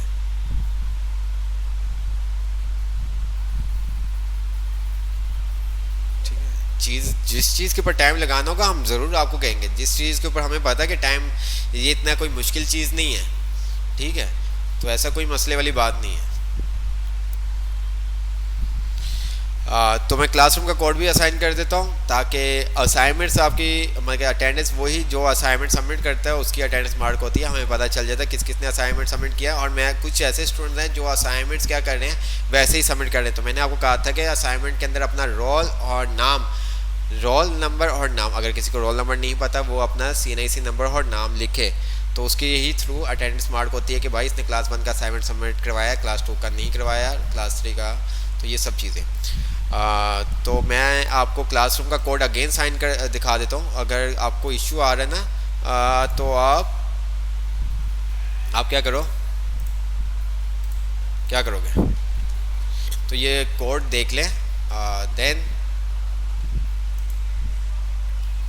क्योंकि अभी यार स्टूडेंट्स कैसे फुल हो सकते हैं। आप ये देखें कि हमारे पास क्या 249, अगर हम पहले वाली की बात करें जो हमारे पास इससे पहले का था, जो हमारा वेब सी था मदारिस ऑनलाइन, तो उसके अंदर हमारे पास कितने स्टूडेंट थे, तो फुल कैसे हो सकता है, मुझे ये समझ में नहीं आ रहा।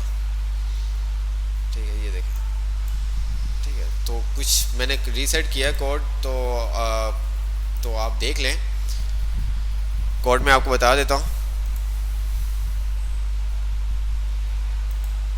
अच्छा, ये बाहर ही आ रहा था ये कोड। ठीक है, ये कोड अपने पास लिख लें ताकि आपको पता चल सके। मैं ग्रुप में भी सेंड कर दूंगा ताकि आपके पास कोई भी इशू ना हो। ठीक है, व्हाट्सएप ग्रुप अनलॉक किए बेटा। ठीक है, तो आपको असाइनमेंट असाइन कर दी जाएंगी, असाइनमेंट असाइन कर दी जाएगी और वो आपने बनानी है। सीवीज़ का आपको डिफरेंट सीवीज़ दी जाएंगी जो आपको बनानी होंगी। तो देन ये सब चीज़ें हैं। तो क्लास को वाइंड अप करते हैं। इंशाल्लाह ताला नेक्स्ट क्लास में मुलाकात होगी। असाइनमेंट्स आप लोग करोगे और इंशाल्लाह ताला ईद से पहले आपका HTML का टेस्ट होगा। ईद से पहले आपका HTML का टेस्ट होगा। MCQs और प्रैक्टिकल जो कराची में रहते हैं उनको आना ही होगा, आना ही होगा 100%। ठीक है, टेस्ट जो कराची में है, ठीक है, इन सिटी कराची, वो यहाँ पे आके अपना मतलब कि MCQs और प्रैक्टिकल दोनों टेस्ट देंगे। जो आउट ऑफ सिटी हैं उनका हम ऑनलाइन लेंगे। जो कराची में रहते हैं उनको आना ही होगा, जो मर्जी हो जाए। जो नहीं आएगा ग्रुप से उसको रिमूव कर दिया जाएगा, सिंपल सी बात है। ठीक है, तो ये सब चीज़ें हैं। हमें जिस तरह से हमें भी पता है संडे है, हम भी इस दिन आराम करते थे, लेकिन आप लोगों के लिए बैठे हुए कि नहीं यार, आप मतलब कि संडे को आप में से बहुत सारों ने शाम में जाना होता, शाम का टाइम नहीं रखा, दोपहर का टाइम रखा। ठीक है, तो सब चीज़ें हम भी जब इन चीज़ों को कर रहे हैं, कॉम्प्रोमाइज़ कर रहे हैं, तो आपको भी कॉम्प्रोमाइज़ करना पड़ेगा। अगर आप कॉम्प्रोमाइज़ करने के लिए तैयार नहीं है तो फिर बिल्कुल भी नहीं कॉम्प्रोमाइज़ करने के लिए तैयार। मैं तो बिल्कुल भी नहीं, बाकी ज़िशान भाई, जुल्फ़िकार भाई का पता नहीं, मैं बिल्कुल भी कॉम्प्रोमाइज़ करने के लिए तैयार नहीं इस कोर्स के लिए। ठीक है, इस कोर्स के लिए HTML है, थोड़ा सा हम फास्ट चलेंगे। CSS के अंदर भी शुरू में फास्ट चलेंगे। जो चीज़ें थोड़ी सी मुश्किल है, टिपिकल है, जिनको आपने कभी यूज़ नहीं किया, सुना नहीं, उसके ऊपर हम डेफिनेट थोड़ा आहिस्ता आहिस्ता काम करेंगे। ठीक है, तो ये सब चीज़ें, कोई चीज़ समझ में ना आया, आप YouTube आपके पास बड़ा दुनिया का कंटेंट है, उसके अंदर हर तरह से ये वीडियो देखो। अगर ये समझ में नहीं आती, आप किसी और की वीडियो देख लो, कॉन्सेप्ट क्लियर करो अपने कि H1 क्या काम करता है, टाइटल क्या काम करता है, href क्या काम करता है, SRC आर्टिब्यूट क्या काम करता है, आर्टिब्यूट होते क्या है। ठीक है, विड्थ अगर हाइट देनी है वो किस तरह से होगी, UL LI क्या है, OL क्या है। ठीक है, ये सब चीज़ें ये पता होनी चाहिए आपको। जब ये पता है तो आप काम कर सकते हैं। रट्टे वाला काम नहीं हमने करना है, आप कॉन्सेप्ट क्लियर करने हैं कि इंसर्ट का टैग क्या करता है, डिलीट का क्या करता है, इसका क्या करता है, पी का क्या करता है। ठीक है, ये सब चीज़ें। बॉयलर प्लेट क्या होती है, स्ट्रक्चर मतलब कि आपका रूट डॉक टाइप आ जाता है, उसके बाद अंदर आपके HTML के अंदर दो चाइल्ड आ जाते हैं, हेड और बॉडी। ठीक है, बॉडी के अंदर जो भी कंटेंट जो भी आपको अपने ब्राउज़र पे शो करवाना होता है वो आप बॉडी में लिखते हैं। H1 क्या है, आपका एलिमेंट टैग है जो ब्राउज़र को बताता है। तो ये सब चीज़ें आपको पता होनी चाहिए। ठीक है, तो क्लास वाइंड अप करते हैं। इंशाल्लाह नेक्स्ट क्लास में हम मुलाकात होगी। तो ये सब चीज़ें, तो ओके, अल्लाह हाफिज़। नेगेवन अपना ख्याल रखिएगा और हमें दुआओं में याद रखिएगा।